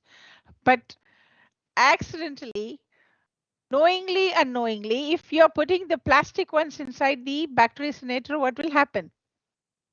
It will melt. It will melt. There'll be a burning smell and then it will turn off. And then again, a technician has to come to replace it. So be careful. Okay. Freezer and fridge. These are the important components of the lab. Without this, I think it's very hard to survive nowadays with the lab. Why? The specimen that need to be tested goes inside the lab in advance. It can be there. The specimen, once when it is centrifuged, goes inside the lab. The specimens, when it is collected, when it doesn't have to be centrifuged, goes inside the fridge. Why? The To reason, pause any growth. to maintain the integrity. Very simple sentence, beautiful words. The specimen has to be maintained for integrity, which means we don't want any bacterial growth or fungal growth, period. What will happen? Because if these guys, they start there to live, it means the chemical nature, the biological nature of the specimen that need to be run in the analyzer will show irrelevant results, false results. We cannot start the treatment or we cannot diagnose the patient based on those type of results. Okay, that's the reason. So do you think it's important to maintain this? Yes. It is Yes. very important. Yes. And it's part of our job. Anything, as Yusra asked, 1 degree here, 1 degree there, look for the time. If it's 1 hour, 2 hour, fine. Need to control the thermostat and try to fix it. Then let the supervisor know that definitely a technician should come in to check the temperature maintenance. It's that critical. A device used to freeze material is called a freezer because we reach the freezer temperature when it's too extreme. And the temperature ranges, again, ranges. I talked about the range and optimum. Keep this in mind. A minus 20 degrees centigrade is optimum, plus or minus 5 is generally possible. And there are certain freezers where they have to freeze the plasma when separated from the blood, mainly the blood bank. They have a different temperature range because they have to maintain the temperature. Because when there is an accident, when there is going to be a huge blood loss, then immediately the patient needs the blood to be immediately the blood has to be inside the body, and the blood bank people, they keep it ready, and that has to be brought out to the room temperature. Everything will happen in minutes or seconds, and then the patient has to be saved. So to maintain those critical platelets, plasma, or whatever they are taking out, they have to have a freezer that has a different temperature range. Don't confuse. For the normal range, minus 20 plus or minus. Around minus 80 degrees plus or minus some degrees for long-term storage. That's for the blood bank. That's why I mentioned this. Refrigerator is a device to chill material. We know somewhere in the range around 4 degrees centigrade or Celsius plus or minus, which means what is the optimum fridge temperature? 4 degrees. 4 degrees. 4 degrees. A range can be 2 to 8. 2 to 8. Very good. Very good. Very good. And once again, it depends on the lab, what is being preserved and what they are using it. You have to follow that standard operating procedures. Okay. Don't go and tell, I learned this only in theory, 2 to 8. How come you're telling 2 to 6? Don't argue with them. If they follow that, maybe that's for a reason. Just follow that. Temperature ranges are approximate and can differ based on the manufacturer's recommendations or the clinical lab SOPs. Always estimate around these temperature for fridges and freezers. It's important. It's a job of a technician. When documenting the temperature, and is it necessary to document? Yes, it is very, very important to document because we don't want the specimen to be changed due to some other factors, temperature factors. Okay, we want the quality results. You will have to determine if it is a range or not, as this will return on the maintenance log. So the maintenance log will specify the range. So wherever you're going to work, maybe in the phlebotomy or maybe in different core labs in different departments, what they follow, you have to know in advance and then you have to follow. And lab refrigerator and freezer, we all know how it looks like. It looks like a box, a big box, a small box. We have 3, we talked about it, everything. And it's mainly to store the patient's blood and body fluid. The body fluid can be the CSF, cerebrospinal, synovial fluid, or joint fluid, or we have the other fluids. Everything goes there. Even the fecal matter that has been taken in a bottle, in a sterile bottle, when we have to test that, that goes to the fridge and sits there. That's the role of a fridge.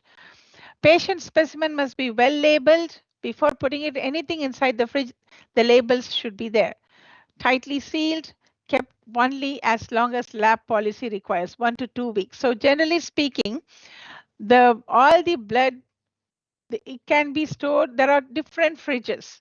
The fridge that's close to the hematology department, 1 to 2 days we keep, and then it goes to the storage department fridge where it's there for 1 to 2 weeks. Why? In case if a physician is calling the lab and telling, like, for that particular patient that I sent yesterday, right? And then I talked to the phlebotomist has drawn the blood and it came to your lab already.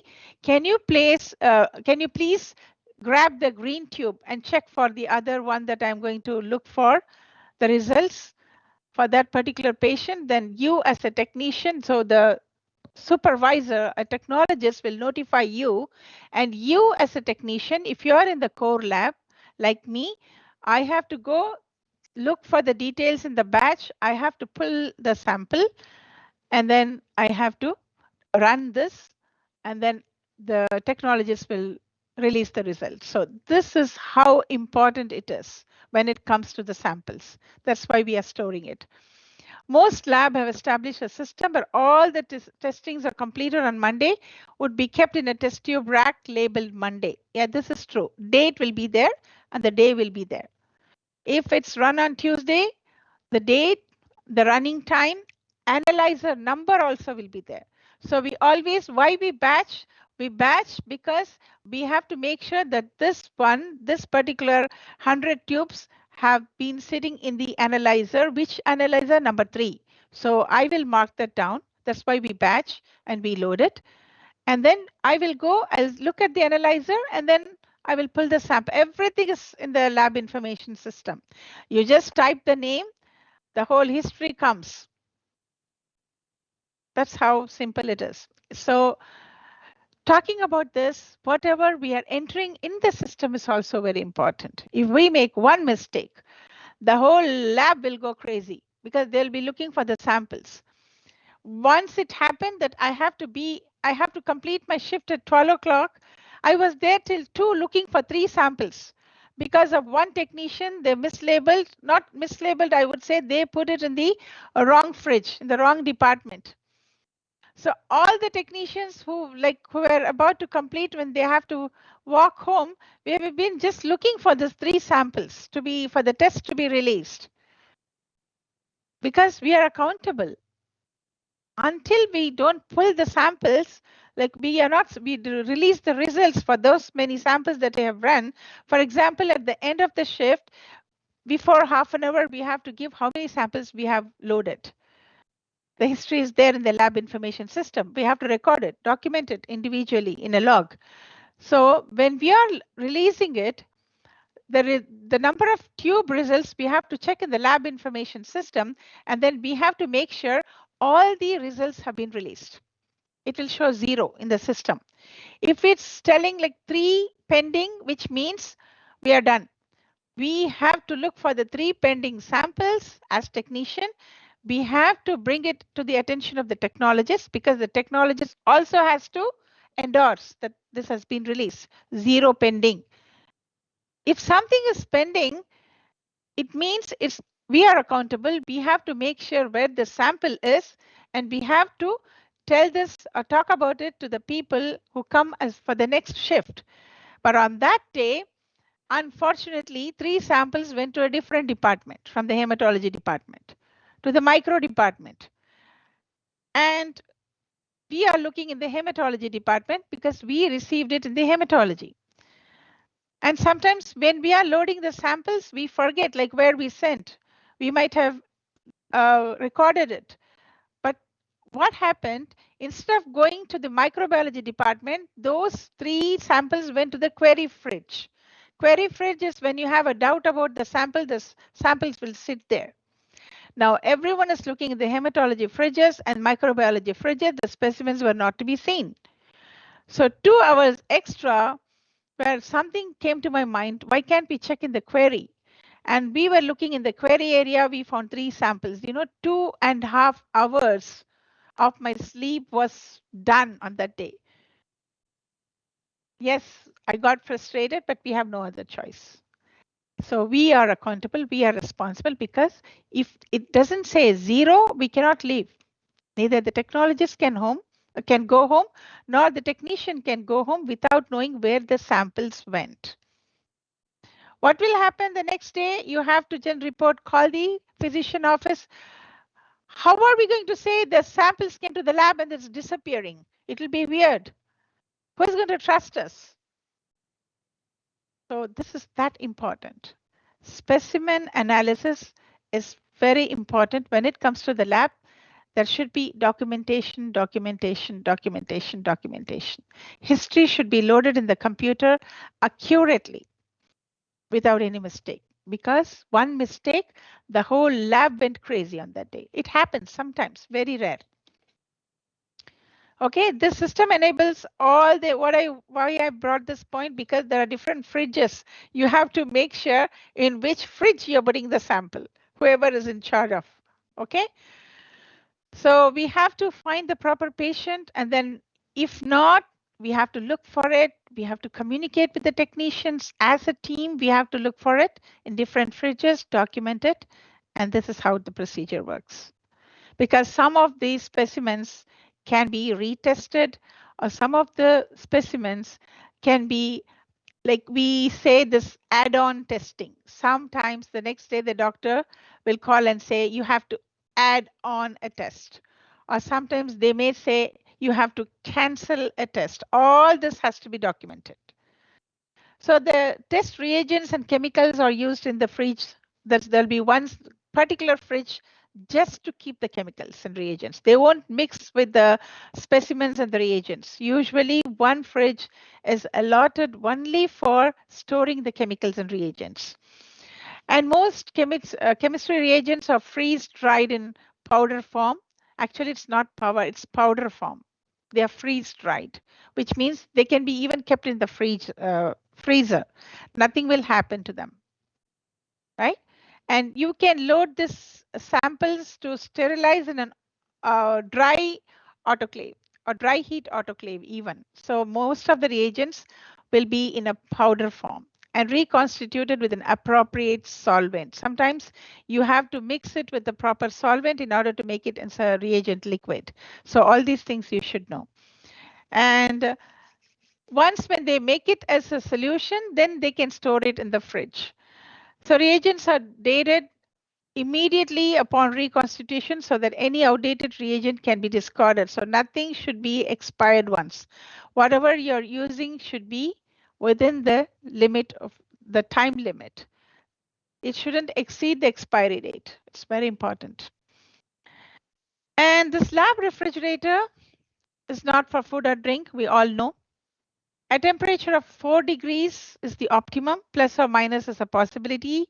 Usually the range where I am working, the fridge range is 2 to 8. So in the lab, in the college lab, I usually record it as 2 to 8, which I'm comfortable with. But the optimum is 4 degrees. So why we use this optimum temperature, why we have to keep it in the fridge? Because to reduce the bacterial growth. The growth can be there, it won't be killed, but the multiplication will be slow, or it will be inactivated form, in an inactivated form. So before testing, that's why we incubate, bring it to the room temperature, and then we see the bacterial growth. That's how it works. The bacteria can be inactivated and they can be activated, even for years, for months. Some bacteria for more years, they can survive by making a cell wall coating, a thick cell wall coating, and we don't have that option. The microorganisms are blessed with the cell wall formation and to survive. Okay, they hibernate. They go for without food or without human contact. If they are there, there is a small cell called the spores. The spores are released, and then they will make a cell wall coating, and they can survive for years. The refrigerator interior is disinfected with, since we have metallic pieces inside the fridge, it's always disinfected with 2% glutaraldehyde. For the learning purposes, glutaraldehyde is not a good option, so we always use what? 1% hypochlorite, If it is, okay, if it's a metal, you have metal pieces. Yeah, the glutaraldehyde, right, ma'am? We don't have glutaraldehyde in the lab. Next. Ethyl alcohol, 70%. Always ethyl alcohol is the next choice. Okay, safe. So if it is a metallic one, no for the bleach, right? For the plastic and everything, you can use the 1% hypochlorite for the bleach. And this lab refrigerator, you know, the freezer, the temperature -20 optimum, again and again we are repeating, -20 optimum range plus or -5. Okay, they are checked and recorded. Okay, I had this question when I attended the interview. They asked me, like, how often you have to check the freezer and fridge temperature? For every 24 hours, in each shift? Now I'm asking you this question. Every shift. Every shift. Every shift. Every shift. Good. Very good. So how will you take the temperature? Start daily or start of each shift. Each shift is very important because when there is any fluctuation in temperature, this is the best way to record it and to know that something is wrong with the fridge. Why? Because we have to maintain the specimen integrity. Okay, and you have to document it. Your name should be there, or your initial should be there, the date, the time should be there, and even the location, Mississauga campus. In some of the log sheets, I might have written Mississauga campus. Why? Because when they come for the accreditation or annual checkup from the ministry or from whoever is coming from the head office, they notice all these things. That's why it's very important to document. Sometimes we are not there. What I have seen with the students in my experience, Saturday and Sunday is there, and they record on Sunday.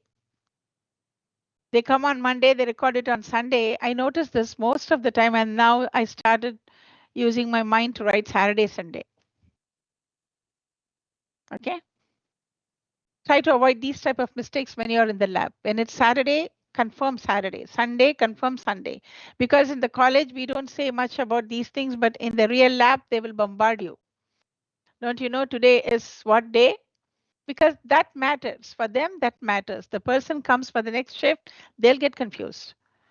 I'm confused most of the time. Some of them, the technicians, they put the initial in a wrong spot for the wrong date.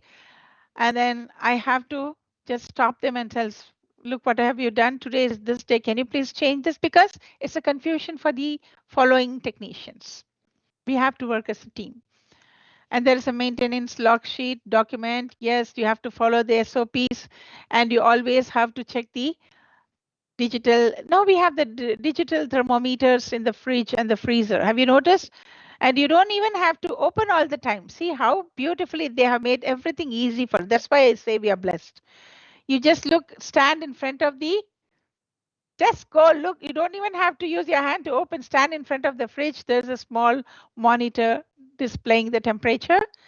But I have seen students making mistakes even in recording that temperature.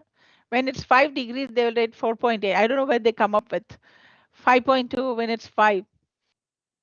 So I check all this because I want to know how you record it, because this is something which is important that you're going to do in the practical lab. You know, the first thing they'll ask you, where are you from? Anderson. Is it what you have learned?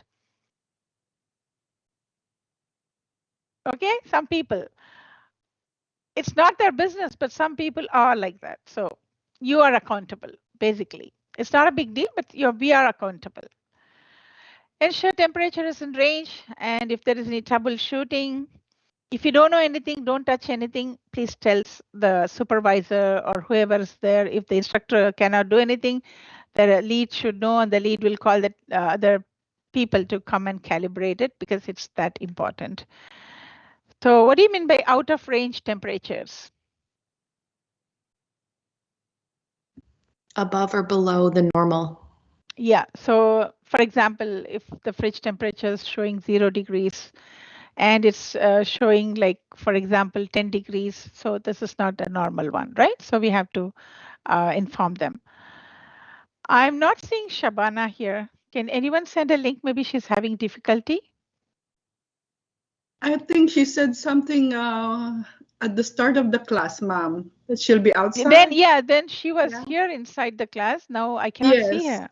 But she said something like she will be out and then she will come back, something like that. No, she was here. She was here. Yeah, she was here. Then maybe she will I be will out, check. and then she'll be back, something like that. I want to know if there is any problem with the internet, so I have to know because I have to let the college know. So if a fridge unit is warmer, then it should be, for example, if you're opening the fridge, we will be doing this while storing the specimen, the blood, to test for some hemoglobin or CBC tests. If we keep it in the fridge and all of them are opening at different times, what will happen to the fridge temperature? The fridge temperature will warm up. Will be higher. Why? Because you're opening the fridge and the warm air from outside is entering inside, and after 5 minutes another student is opening, again entering, so it's not allowing the fridge to maintain the temperature. So if you feel something, the temperature has gone up to 10 degrees, you wait. In that case, there's one option is to wait. Maybe too many people have handled it. They have opened and closed, opened and closed. Now the fridge temperature has gone up. In that situation, what you have to do? Wait for half an hour and then you check. Okay, it should be fine. If it is not fine, then it's a problem. If it's not fine, then it's a problem. Okay, now they're asking you a question. If a fridge unit is warmer than it should be, according to the range for the first time this month, what is the next step? Remove all contents into the different fridge, remove all contents into different freezer, call the lab manager and let them know the fridge is not working. Shut the door and come back in 5 to 10 minutes to recheck. What could be your option? D. Shut the door. Shut the door. Already I have put the answer in front of you. Why? Why? Yes. Because the door could have been opened for multiple times, changing the temperature. Very good. That's the reason. That's the reason. Yes. Okay, so check if it's not working, if it's not coming under control, then it's a problem. Still out of temperature range, then only you have to check and then inform the lab staff and alternative locations you have to place. You have to keep that in different fridges, all the samples, and then immediately someone will come and then they will repair. So why? Because the specimen integrity has to be maintained. So maintenance sheets are for the convenience of the technicians, and also to maintain the specimen integrity, we have to look for important equipments.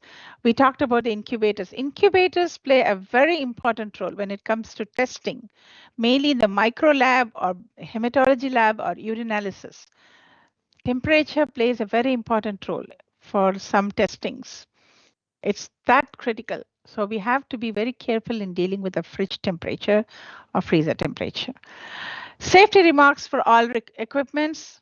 For all the equipments, you always, before operating or when you are in front of the machine, make sure you know how to operate or you know how to check. If you don't know, ask someone who knows about it. In the college lab, you can ask me or Munmun, or if Bardil is there, you can ask. It's okay, but in the real lab where you go, you have to contact the supervisor. First, your colleague who is a technician, if they don't know, better ask the supervisor. It's the best choice. Because they will tell you to document it and the immediate action will be taken. For the technicians, all the time they'll be busy, running here, there, department to department, looking for specimens or batching, putting, loading. It's not easy. Okay. So you have to review everything. You retain all the documentations and instructions. And what do we do for the with the maintenance sheets, the log sheets? Do we throw this in the garbage after every month? What we have to do? No, you keep them. Yes. You have to document them. Keep them. Keep them in the folder. So we have folders at the back, right, in the shelf. Here in the college, we keep it for 1 year till the next calibration that happens annually. But in the real situation, there are different folders where you have to keep it for 3 years until they clear everything. That is, it is Depending on the standard operating procedures you have to follow. In this lab, in the college lab for 1 year, that's for sure, I know. For the labs, 3 years, 4 years, something like that. But before that, they used to keep it for 5 years because once in 5 years, inspection happens. But now I think even in the college, it's once in 2 years they come. So we have to keep it at least for 1 year or 2 years, depending on what we are going to do. So by the time 2 years, you'll be going out, so another batch will come. So we have to just accumulate everything. Set up and carry out a preventative maintenance program. If there is anything wrong or some equipments are giving problem most of the time, then you have to set up a committee to look for it. Yes, Asinath, any question? For the document, do they have like electronic or is it paper document that you? The lab where I work is paper. Okay. There is a paper. There is a file that always it goes and sits in certain things. Yes, you have to put it in the lab information system. Mainly when it comes to the specimen, everything should go pre-analytical, analytical goes in the system. And even the post-analytical releasing the results, it will show test released. For example, if my technologist is telling me, can you please check for this name? I'm looking for the specimen, whether it has been released or not. In that case, I'll put the name. I'll go to the accession number. If I just press the button, it gives the whole history of the patient, what has been tested, in which analyzer it was like functioning, and when it was released, whether the release is up to the physician or not, everything will be there. Or the release is pending, it has to be released, everything will be there. So I will go and tell her, no, it has been released. Okay. Yes. Those things will be there in the LIS, but for the log sheets, for the equipment maintenance, is something that we document and we keep it in the record. And preventative maintenance program, if there is any option available, there'll be a committee that's been set up in the lab and they will take care of that. Our job as a technician, if you're in the forefront, we have to notify them and that's it. We shouldn't do the mechanism, like don't bring the screwdriver and then take it out. Oh, I can do this and then no, right? Even if we know something, we shouldn't touch it because it's not under the scope of practice for us. We are there for a purpose, not to do the screwdriver mechanical job, okay? Decontaminate equipment before servicing or disposal. This is our job. Yes, we should know which soap, water, distilled water, phenolic compound, or pyrophoric compound, whatever we have to put it inside for cleaning and maintenance, that we have to do. But not bringing the screwdriver or the toolbox to fix it. That's not our job. That's a big no. Even if we know, we have to stand there watching them. That's it. Any questions? Because now it's a revision time. We are going to revise for at least 35 minutes until we are thorough with the topic for the test tomorrow. And then I have something to ask you. So any questions regarding this one? This or this? Yes or no? No. No for all of them? Zineda, questions? Yusra, Ying Hong, Varna, Santiago, Rugiato, Maris, Luis, Chiara, Joanna, Huda, Eveline, Zarina Mine, Chris, Christiana, Asinat, Amina, Alexia, except Shabana. Shabana is not here. So please make sure if you have any question. Louis,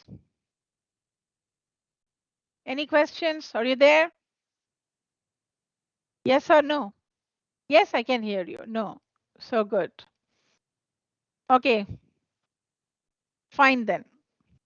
Let me ask questions. You're going to, it's like a revision also for tomorrow's test. Ready? Or you need some time? Like maybe 10 minutes to go through the information so I can ask questions, you can answer. No, miss, you can straight away ask so we can have an idea about the Yes. questions. What do you Yes, think? madam. Yes, So okay. you can go ahead, ma'am. Okay. We'll take it out. Okay. Take down your the notes. Okay, so based on whatever I have taught, I'm going to ask you a few questions. I want to know how far you're thorough with the questions. If you're taking a plasma of a patient, right? So you have taken the blood specimen in a green tube, for example, and you're separating the plasma, and then you have to give the plasma to the testing people, the technologists. But you notice the plasma is like watery, it's clear. What could be the reason? IV contamination. Yeah, How many of you agree with the IV contamination? I do. I do. I do. Could be Yes. diet as well. And Yeah, yes, diet as well. But if it's that clear, it means definitely it's due to IV contamination. When it comes to the CSF, the cerebrospinal fluid, to the lab, okay, it's a very invasive procedure, by the way. It's tough to get the cerebrospinal fluid. Only the physicians perform that. You notice you're in the procurement department and you notice there are no labels. Okay. What will you do with the sample? Contact the physician and Contact have them him. come in and identify the patient specimen and then sign the waiver. Very good. Very good. Okay. So you have to call them and then it's up to them whether what you have to do, they will tell you.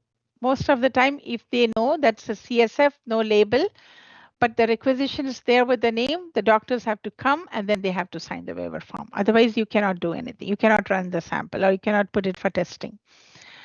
Okay. Now, a technician looks for the gram stain slide. Okay. Which slide will be used for magnification? You have to tell me the eyepiece and the objective. The objective lens will be the 100x all immersion. Yes. Eyepiece? 10. It's 10x. a 10x, So the total magnification is? 1,000. 1,000. Good job. Good job. Next, that's called the total magnification. Now, what is the other name for magnification? Resolution. Resolution. Very good. Very good. Resolution. Okay. Now another question. There is a heating device. Okay. In this heating device, you're going to warm up something, but mainly a chemical reagent, for example. But there is no direct flame or fast heat. Okay. So what could that thermal equipment be? Water bath. Water bath. Good job. Water bath. So do you understand how you will get questions? Yes. You get questions like Yes. this. Yes. And then what type of balance is designed to measure small quantities with accuracy of up to 4 decimal places? Analytical. Analytical. Good job. Good job. Analytical. For 3 decimal places? Precision. Precision balance. Or top loading. Yeah. top loading. Load. 1 decimal place? Triple beam. Beam balance. Good job. Good job. Which balance is more economical choice used in the lab on daily basis? Top loading. Top loading. Yeah. Top loading, right? No one has time to play with the triple beam because you have to just for one chemical, you take it and then you weigh there for the weigh board and then you have to play set to 0. You move the net. By the time for one thing you have to measure, you have 30 minutes of your valuable time. In that 30 minutes, you can make wonders with the balances if it's a proper balance is used, right? Those were the primitive type of balances where we used. We played a lot while learning. You don't have to play. So in recently collected blood tubes, because of hemolysis, right, the RBC cells, There is a reason for hemolysis. There is a reason. You collected the blood and you found that there is a hemolysis. What could be the reason for that? Not letting the alcohol dry, too small of a needle, and Very good. vigorously. Taking of the cloth. Yeah. So the tube is inverted roughly. Can you take this into account? Yes. Yes. I would go for the options are 21 gauge or gauge needles are used. 21 is used for what? Adults. For adults. Yes.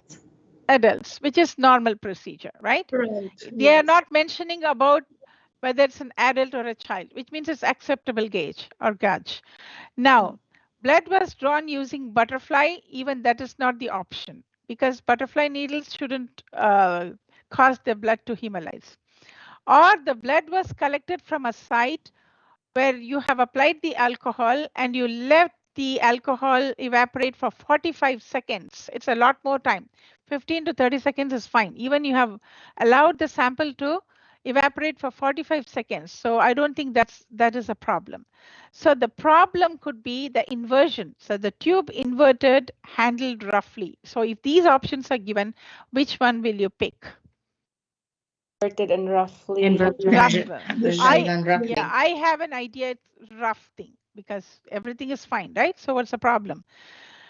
And if you're filling the blood and it's not up to the limit, now the anticoagulant ratio and the blood is very, very less. What do we call for these ones? These type of draws? Short draw. Short draw. Short draw. Sorry. Short draw. Very good. Yeah. And you're getting a tube. Actually, these are the questions based on the slides. You're getting a tube, right? You're in the procurement area and it's grossly lipemic, which means you can see the thick fatty component at the top. And you have to centrifuge now. What will you do? Inform the technologist. Yeah. You will inform the technologist. Okay, the options are you will load in the analyzer and MLT will add a comment. That's one option. Option 2, you will aliquot it and respin excess lipid or spin in an ultracentrifuge to remove the excess lipid and load in the analyzer. Cancel the specimen because it cannot be run. Which is the answer? Use ultracentrifuge. First, yes, based on the slide, you have to put it in the ultracentrifuge. You don't even have to document or you don't even have to tell the technologist. Only for hemolysis, as far as I remember, icteric extreme coloration difference or hemolyzed specimen, they have to be documented. For the fatty ones, lipemic, okay, have you seen the substitute, the specimen integrity table that we learned yesterday? Yes. Yes. If you pull that out, if you see the technologists, they don't have to document it and you don't have to worry. You can still run the sample, but you have to use ultracentrifuge and then you load it in the analyzer. Clear? Yes. Clear. And urine collection is for culture and sensitivity. And for the culture and sensitivity, it's better if you bring it quickly because they have to see the bacterial, the organism causing culture and sensitivity is mainly for the urinary tract infection. So that has to be brought to the lab quickly within 4 hours or 2 hours. First of all, when you collect it, it has to sit in the fridge. Sometimes they advise you not to because they want to see the microorganisms growth so that they can see at least what could be the possibility of the bacterial infection. But if it is more than 24 hours, which means, do you think the specimen will be maintained with integrity? No. No, because what happens when the bacterial component is left there for more than 24 hours, any component, the nutrient that's actually useful for the bacteria will be utilized by the bacteria, mainly the glucose. If the patient is having like a diabetes, there'll be more glucose. So the bacteria will consume more glucose and it will release more byproducts or the excess products in the toxic form. And that is not there to evaluate or diagnose. We want something with the bacteria and the urine, not by getting the byproduct or excess product released by the bacteria. We won't get the quality results. So there is a time limit for these things, for the culture and sensitivity of bacteria. So look at the options. What will you do? Right? And that too, they are in the room temperature. And as an MLA, what will you do? You will cancel and notify the physician. Request for recollection. When you notify the physician, will you make a note? Always. Yes. Always You document it. Yes, It's your responsibility. Or the other option, no, you will be frustrated and throwing away the sample. Can you do that? No. No. It's none of our business. We are paid to do the job. We do the job. You don't have to frustrate by seeing the specimen. It happens, right? Can you run the sample? What will be the results? It'll be a false positive and False positive for nitrates, false positive for so many things. So you will diagnose some other disease and then you start the medication, which is a no, strictly. Okay. And now, clear how you will get questions? You will get questions like this. Yes. And what is an example of alkalinity? The options are Water. Alkaline, example, sodium hydroxide, HCl, okay, salt. Oh, someone has to mute. Okay, so what could be the example for alkaline chemical? Like baking soda? Baking soda, all the OH, potassium hydroxide or sodium hydroxide, even bleach is an alkaline, right? So you have to know this. And water, what is the pH of water? 7. Neutral. Neutral. Sometimes you get neutral. Now, another question. You are a technician. You are in the lab and you have the plasma separation tube. And now you have spun it in the centrifuge. The color is brownish yellow. What does it indicate? Bilirubin. Bilirubin. Elevated bilirubin. Yeah.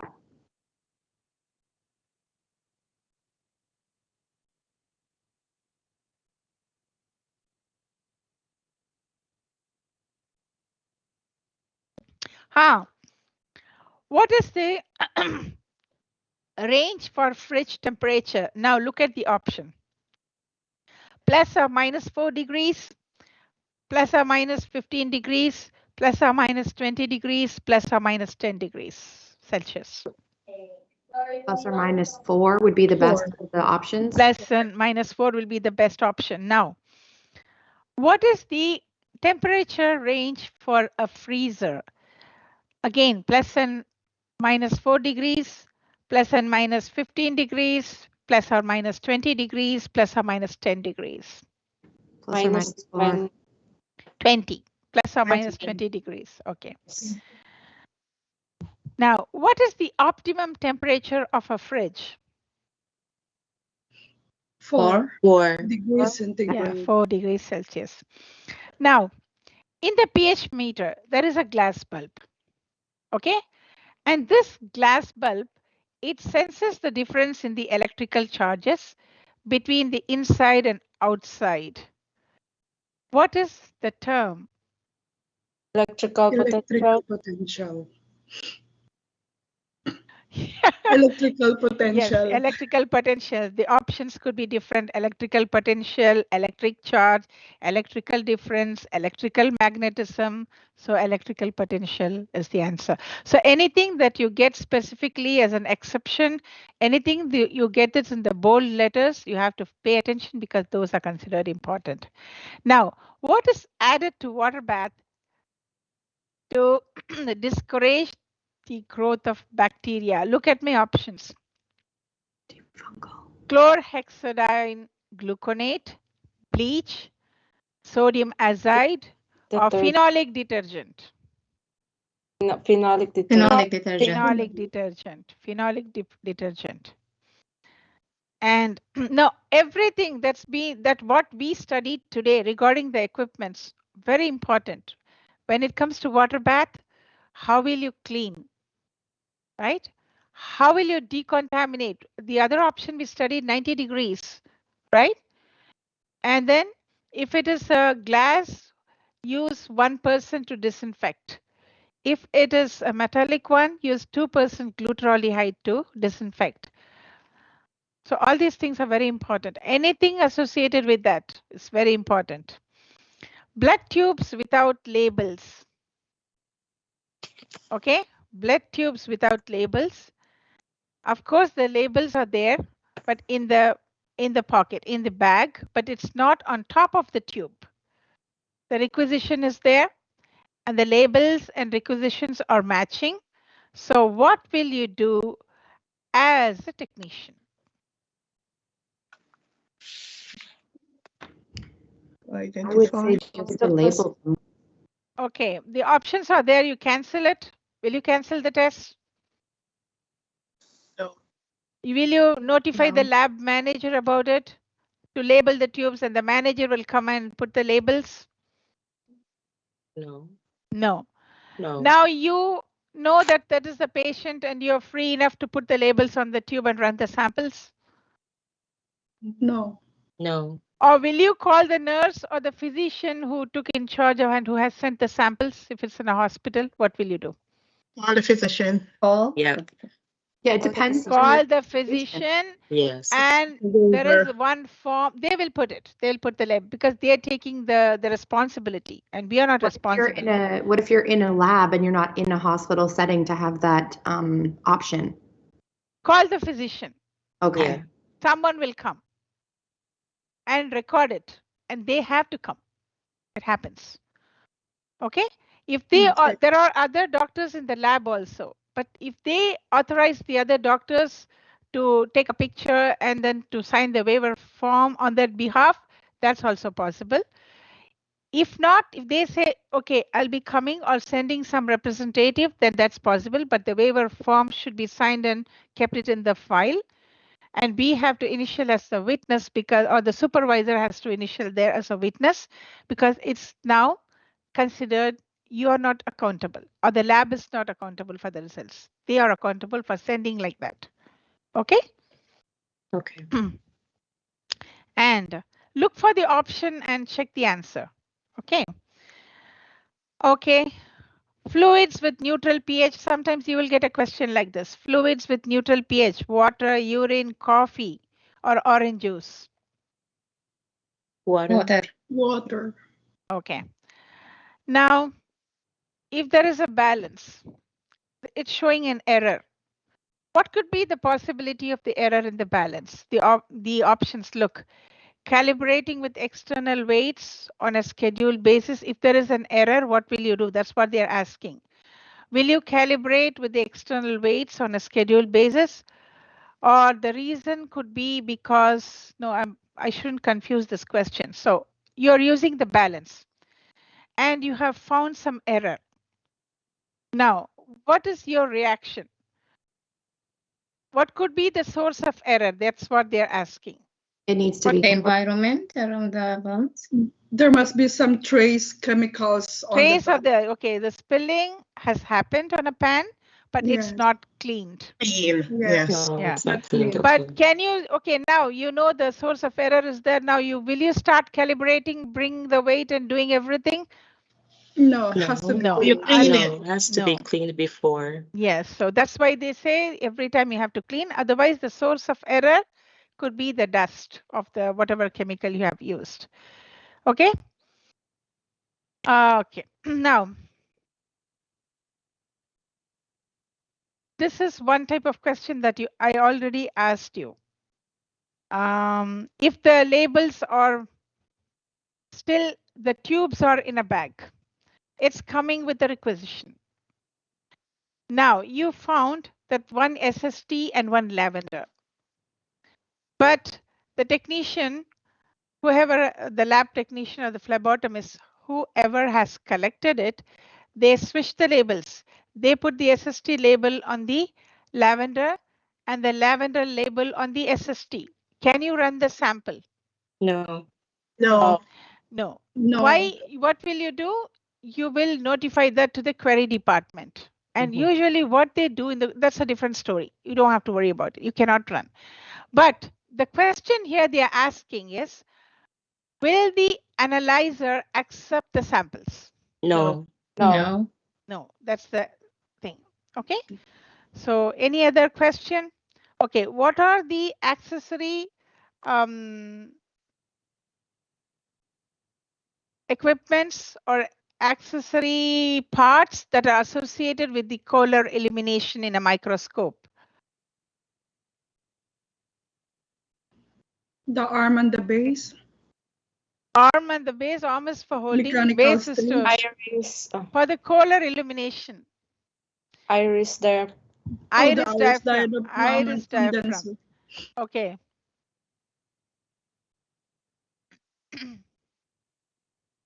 Okay, now one more question. An MLA puts a hemolyzed sample under the chemistry analyzer, okay, for testing. And he or she notifies the MLT running the analyzer. Which analyte will be falsely elevated? This is a way of asking question, guys. The MLT has nothing to do. The MLT will, of course, she will observe that it's hemolyzed, and then she has to document it before loading in the analyzer. We all have seen this in the table, right? That's what we have studied. But look the way they are asking question. Of course, you're loading now. You notified the MLT. Now, which analyte will be falsely elevated? What do you think? Potassium. Very good. Potassium. Now, for optimal growth of yeast and fungi, note this question. For the growth of yeast and fungi, ensure the incubator is set to body temperature. True or false? False. False. It's supposed to be set What is the to temperature? 30 degrees Celsius. 30. Very good. What if I'm in the microbiology department as a technician and I have to test for the Campylobacter? What could be the incubator temperature? 42. 37. The what? Which? Sorry, for bacteria, Liz? For bacteria. For another bacteria, I told you there will be 2 or 3 incubators in the microbiology department, but first I mentioned about one temperature. This you will, Campylobacter. This you will study. Degrees. 42 degrees. 42. Yes, 42. 42 degrees. Just keep this in mind. 42 degrees will be there. 37 degrees will also be there. And this is the microbiology department that's very important for when it comes to the growth of bacteria. And this is associated with incubators. So incubators play a very important role. Okay. Okay, now another question. I'm just testing your knowledge. Now, an ML8 or T is trying to achieve a specific pH for a patient's urine. Okay. Second.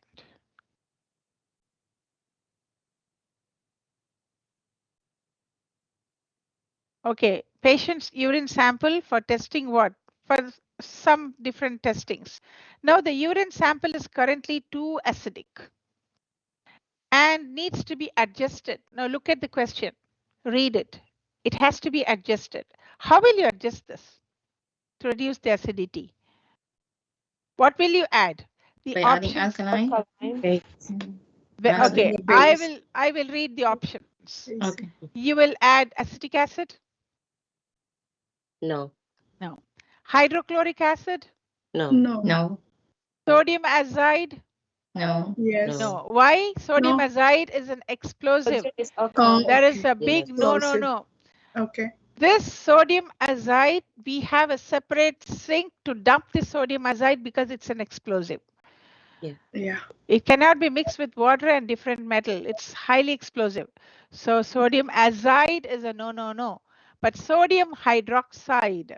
Okay, Yeah. sodium hydroxide. Yeah. Sodium Sodium hydroxide. So hydroxide. this my difference you should know. Okay. And now, what ion is being measured when checking a solution of pH?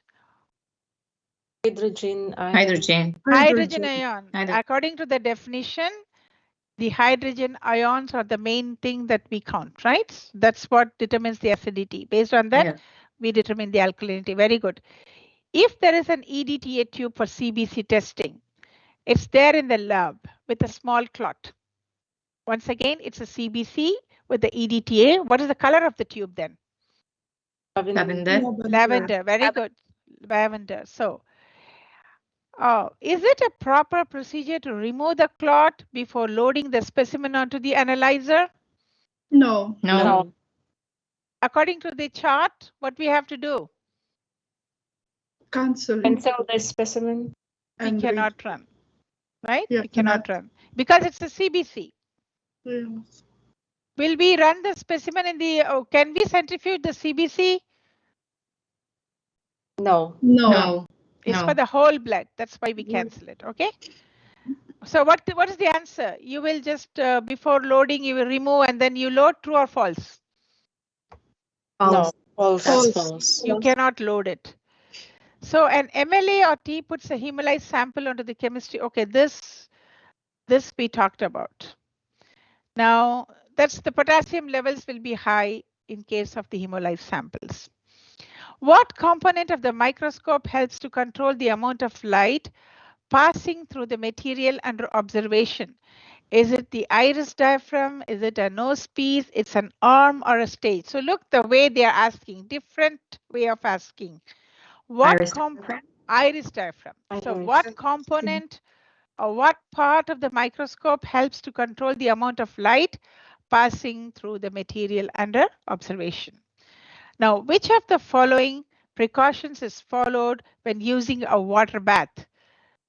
Clean on an annual basis, or only use mercury thermometers for verifying the temperature, clean metal surfaces with sodium azide rather than bleach, or unplug before filling or emptying?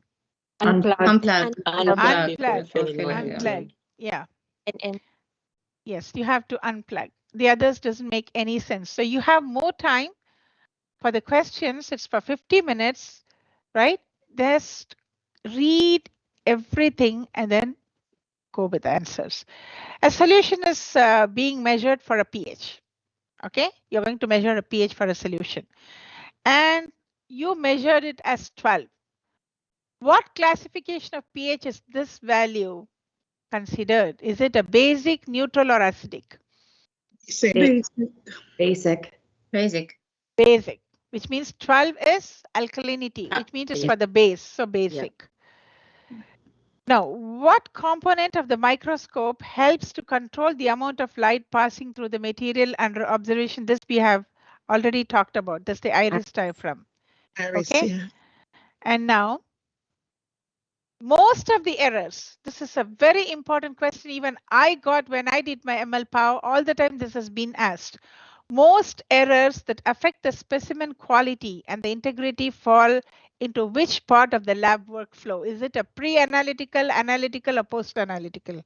Pre-analytical, either in the form of wrong labeling, either the ID of the patient is wrong, or the date of birth is wrong, or something is wrong, or we never centrifuged it, or we left the blood clot in it, something like this. So it's always pre-analytical. Okay. What type of thermal equipment is used to encourage growth of bacteria? Incubator. Good job. Okay, now you are using something in the lab and you're going to put this in the water bath. And you know already by experience there are fumes coming when the temperature is slightly raised. Where will you keep this water bath? Inside which equipment? Fume hood. Fume hood. Okay, fume hood. What is the most common type of microscope illumination system used for general lab work? Is it a bright field, polarized, fluorescent, or dark field? Bright field. Bright field. Bright field. Very good. Bright field. What is the formula for calculating pH? pH minus log. Minus log H. H plus. Right? Yep. Sure. Yeah. Yes. Yeah. You don't Open have to and worry. close parentheses. Yeah, open and close parenthesis. This formula. Good one, Evelyn. Yes. Very specific. This formula is important. You don't have to know much about everything, but this formula is important. No one is going to give you at this time to calculate the pH, but in math, yes, I'll be, if I'm there. I don't know, Munmun, like how she's going to teach. If I'm there, yes, I'll be giving you more numbers. Okay, now, a substance has a pH of 7. What does it mean? Neutral. Now look at the other options. The concentration of hydrogen ions is less, or the concentration of hydrogen ions is greater, or the concentration of hydrogen ions is equal to the concentration of hydroxyl ions. Equal concentration. Equal. Very good. What is the consequence of an underfilled lavender blood tubes? Look at the options. Look, I'm going to read the options. Again, I'm reading the question. What is the consequence of an underfilled lavender blood tube? Which means what it is? It is a short draw. Short draw. Very good. It's a short draw. Based on what they are asking, look at the options. Is it too much EDTA can lead to clotting of the blood? Or too much EDTA can lyse the WBCs and affect the cell count? They're asking about the WBCs, not the RBCs. Huh? Pay attention. Too much EDTA can shrink the RBCs and affect the cell count? Shrink, I think. It shrink. Yes. Yeah, it shrink. And nothing, the analyte values are not affected. So to my understanding, as per the whatever we have in the PowerPoint, shrinkage will happen. Okay? Wow, Miss, that was a tough one. Yeah, that was a tough one because too much EDTA can lead to clotting of the blood. Usually, okay, this makes sense. It's good that you mentioned it's tough. Yeah. What is the purpose of adding the EDTA? So that It doesn't chelates the calcium. Chelates. Okay, Chelates we or are chelate. adding the anticoagulant, which means will it allow the blood to clot? No. No. So look That's at the the first anticoagulant. option. Look at the first option. Too much EDTA. It can lead to clotting of the blood. Does it make sense? No. No. So that's like veto. Too much EDTA can lyse the WBC. Is WBCs lysed for making the cell count? No. No. But can we run it plainly in the analyzer? No. No. The next option, pay attention. Too much EDTA can shrink the RBCs and affect the cell count. This makes sense because in the whole blood, of course, we will be seeing the differential of WBCs, but mainly we are focusing on the RBCs. RBCs, yeah. Okay. Because we perform 4 tests in this ESR. ESR has to do with the RBCs. To check the anemic condition of a patient, of course, it's again RBC. To see the blood grouping, of course, it has to do with the RBC. To check the blood packed cell volume, definitely it's RBCs. So this is how you have to come to conclusions. That's why I'm telling you, read. Okay. Thank you, Miss. Thank you for clarifying. Yeah. Someone, Christiana, can you mute? Some of them, please mute. There's a disturbance because we are discussing, which is really important, right? Okay. To calibrate the electrodes, which of the following pH levels are used? Usually we use the 2, 7, or 13. We talked about 4, 7, and 10. 7, 10, or 13. 3.5, 7.5, 11. We talked about these things in the class yesterday while discussing the pH meters. Usually the manufacturers give 3 different solutions for calibration. 4, 7, and 10. 4, 7, and 10. 4, 7, and 10. Very good.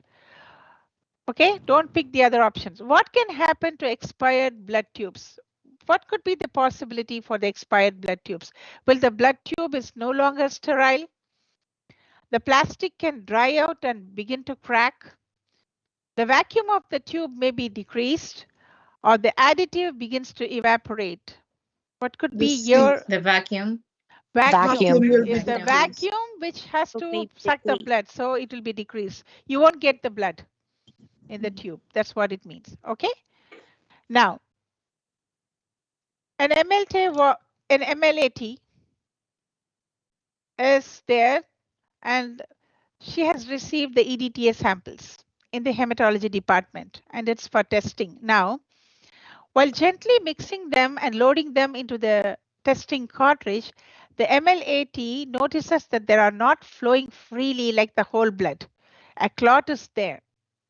Simply, instead of asking, what will you do with the clotted blood in the EDTA? This is the question. That's how it has to be. But look how many words they are introducing, how they are asking. Now, what is the most probable cause of this clot formation? Now, another question. They are asking you why the clot is formed. I think we have already answered this. The blood tubes were refrigerated before testing and were not at room temperature. Could that be a reason? No. No. The anticoagulant is not working as effectively as it should. This is a defect of the tube. Dismiss. Possibility. Yes, but that's right. this is not the entire thing. Possibility. Yes, Keep this in mind. possible. The EDTAs were over 4 hours old when received in the lab. We don't know. No. Possibility. Exactly. The blood tubes were not properly mixed after collection. That's the answer. I will go for that because the other things may be or may not be, but for sure. That's right. For sure, if you're not mixing properly, of course, this type of clotting errors happen. Clear? Clear. Yes, clear. Yeah. I shouldn't miss it. Kohler, okay. Kohler elimination is a method used to generate what? To generate something, right? 1 second.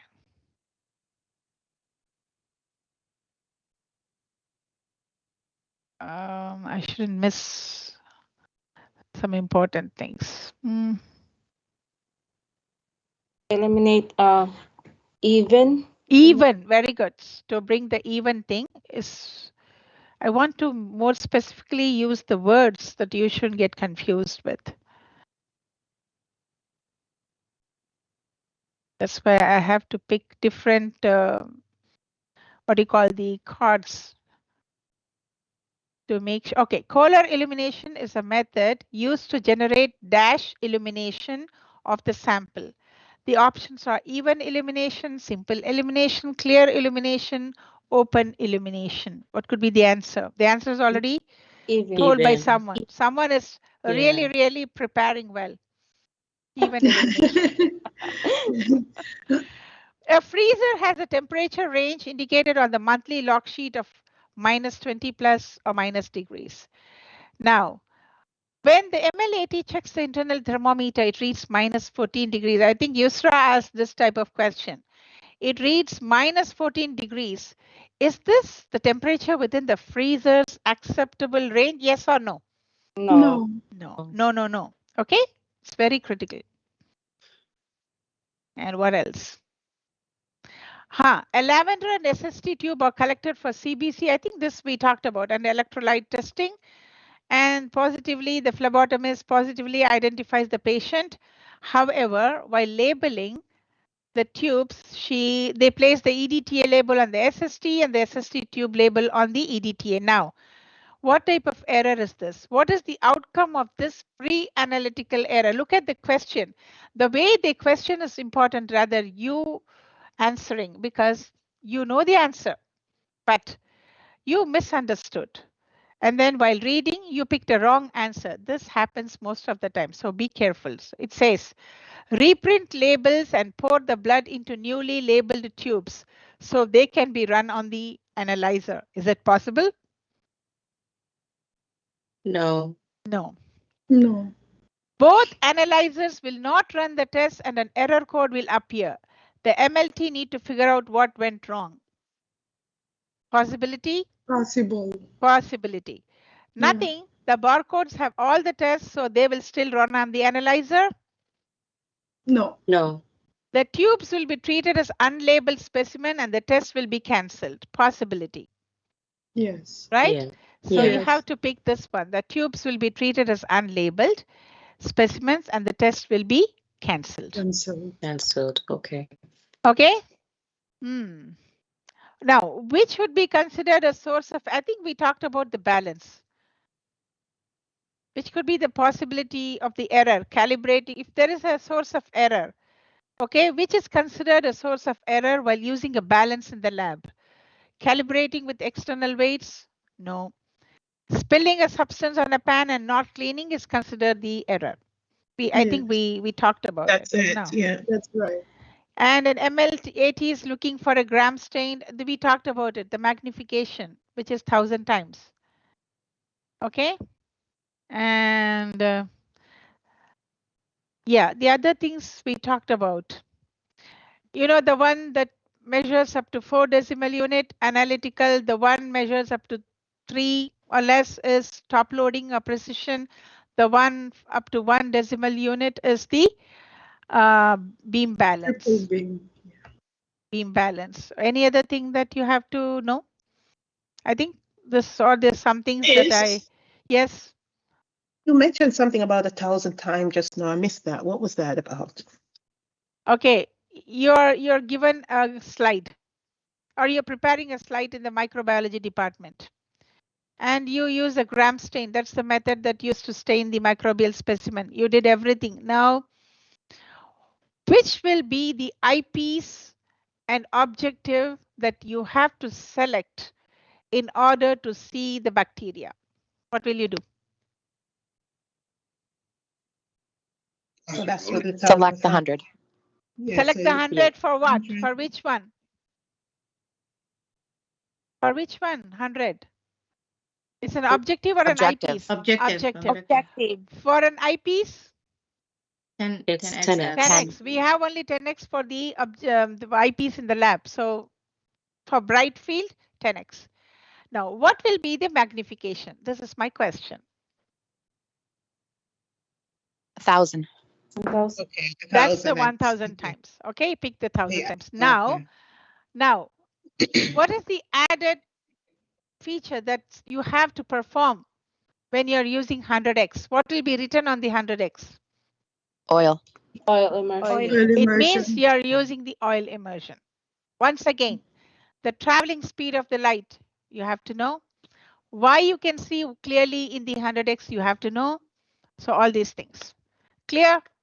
Yes, clear. Yes. Thank you. Good luck for the test tomorrow. So can we do at 10 to 11? 10 to 11, I would think it's better. Because when you go for the break, I want to start with some phlebotomy videos where you can see it, because on Monday, we're going to start with the phlebotomy videos, in the sense like something important information as a PowerPoint slide I would like to introduce. So is it okay for you? This is what I want to ask. Usually we go home after the test. Sometimes, depending on the situation, we may see the PowerPoint slide. So what would you suggest? Will you stay there for an hour, like after the test, 11:30 to 12:30? Sure. No problem. It's better because for the next units, for the 13, 14, and 15, it's all about drawing the blood and how you do those type of procedures. And for one slide, we have like 75 PowerPoints to see. This is for mainly for the collection of the blood. So I want to introduce you a little bit. So when you come on Monday, you will have a clear picture of what you're doing. So 10 to 11 will be the test time, and 11 to 11:30 a break, and 11:30 to 12:30 we will cover some important aspects of phlebotomy. So when you see me on Monday, you'll be happy, and then you will have a confidence. Clear? Yes, clear. Yes, thank you. Thank you very much. Okay, Miss, I have a question. Yes. I remember you mentioned about the grocery liparate sample. I did not get that one. I'm not sure. When you go to the table, it's there, what you have to do. You can run the sample, definitely. But when you go to the PowerPoint slide, it's mentioned you do the this is not just the centrifugation. There is a word called ultra, which means very detailed centrifugation in order to take out the fatty component. And then you get the plasma or serum. Then you have to run it. That's how it is. Got it. Then you aliquot it. Clear? Thank you. I got it. And one Thank thing you. for the lipemia, you don't go to the supervisor. Can you document it? The supervisor won't do anything for this to document. But when it is a hemolyzed sample, when it's an icteric sample, it's there in the table. Be thorough with the table. We talked about the table, about the specimen integrity. You come prepared with the table. The table says which one you can run, which one the MLT has to add a comment.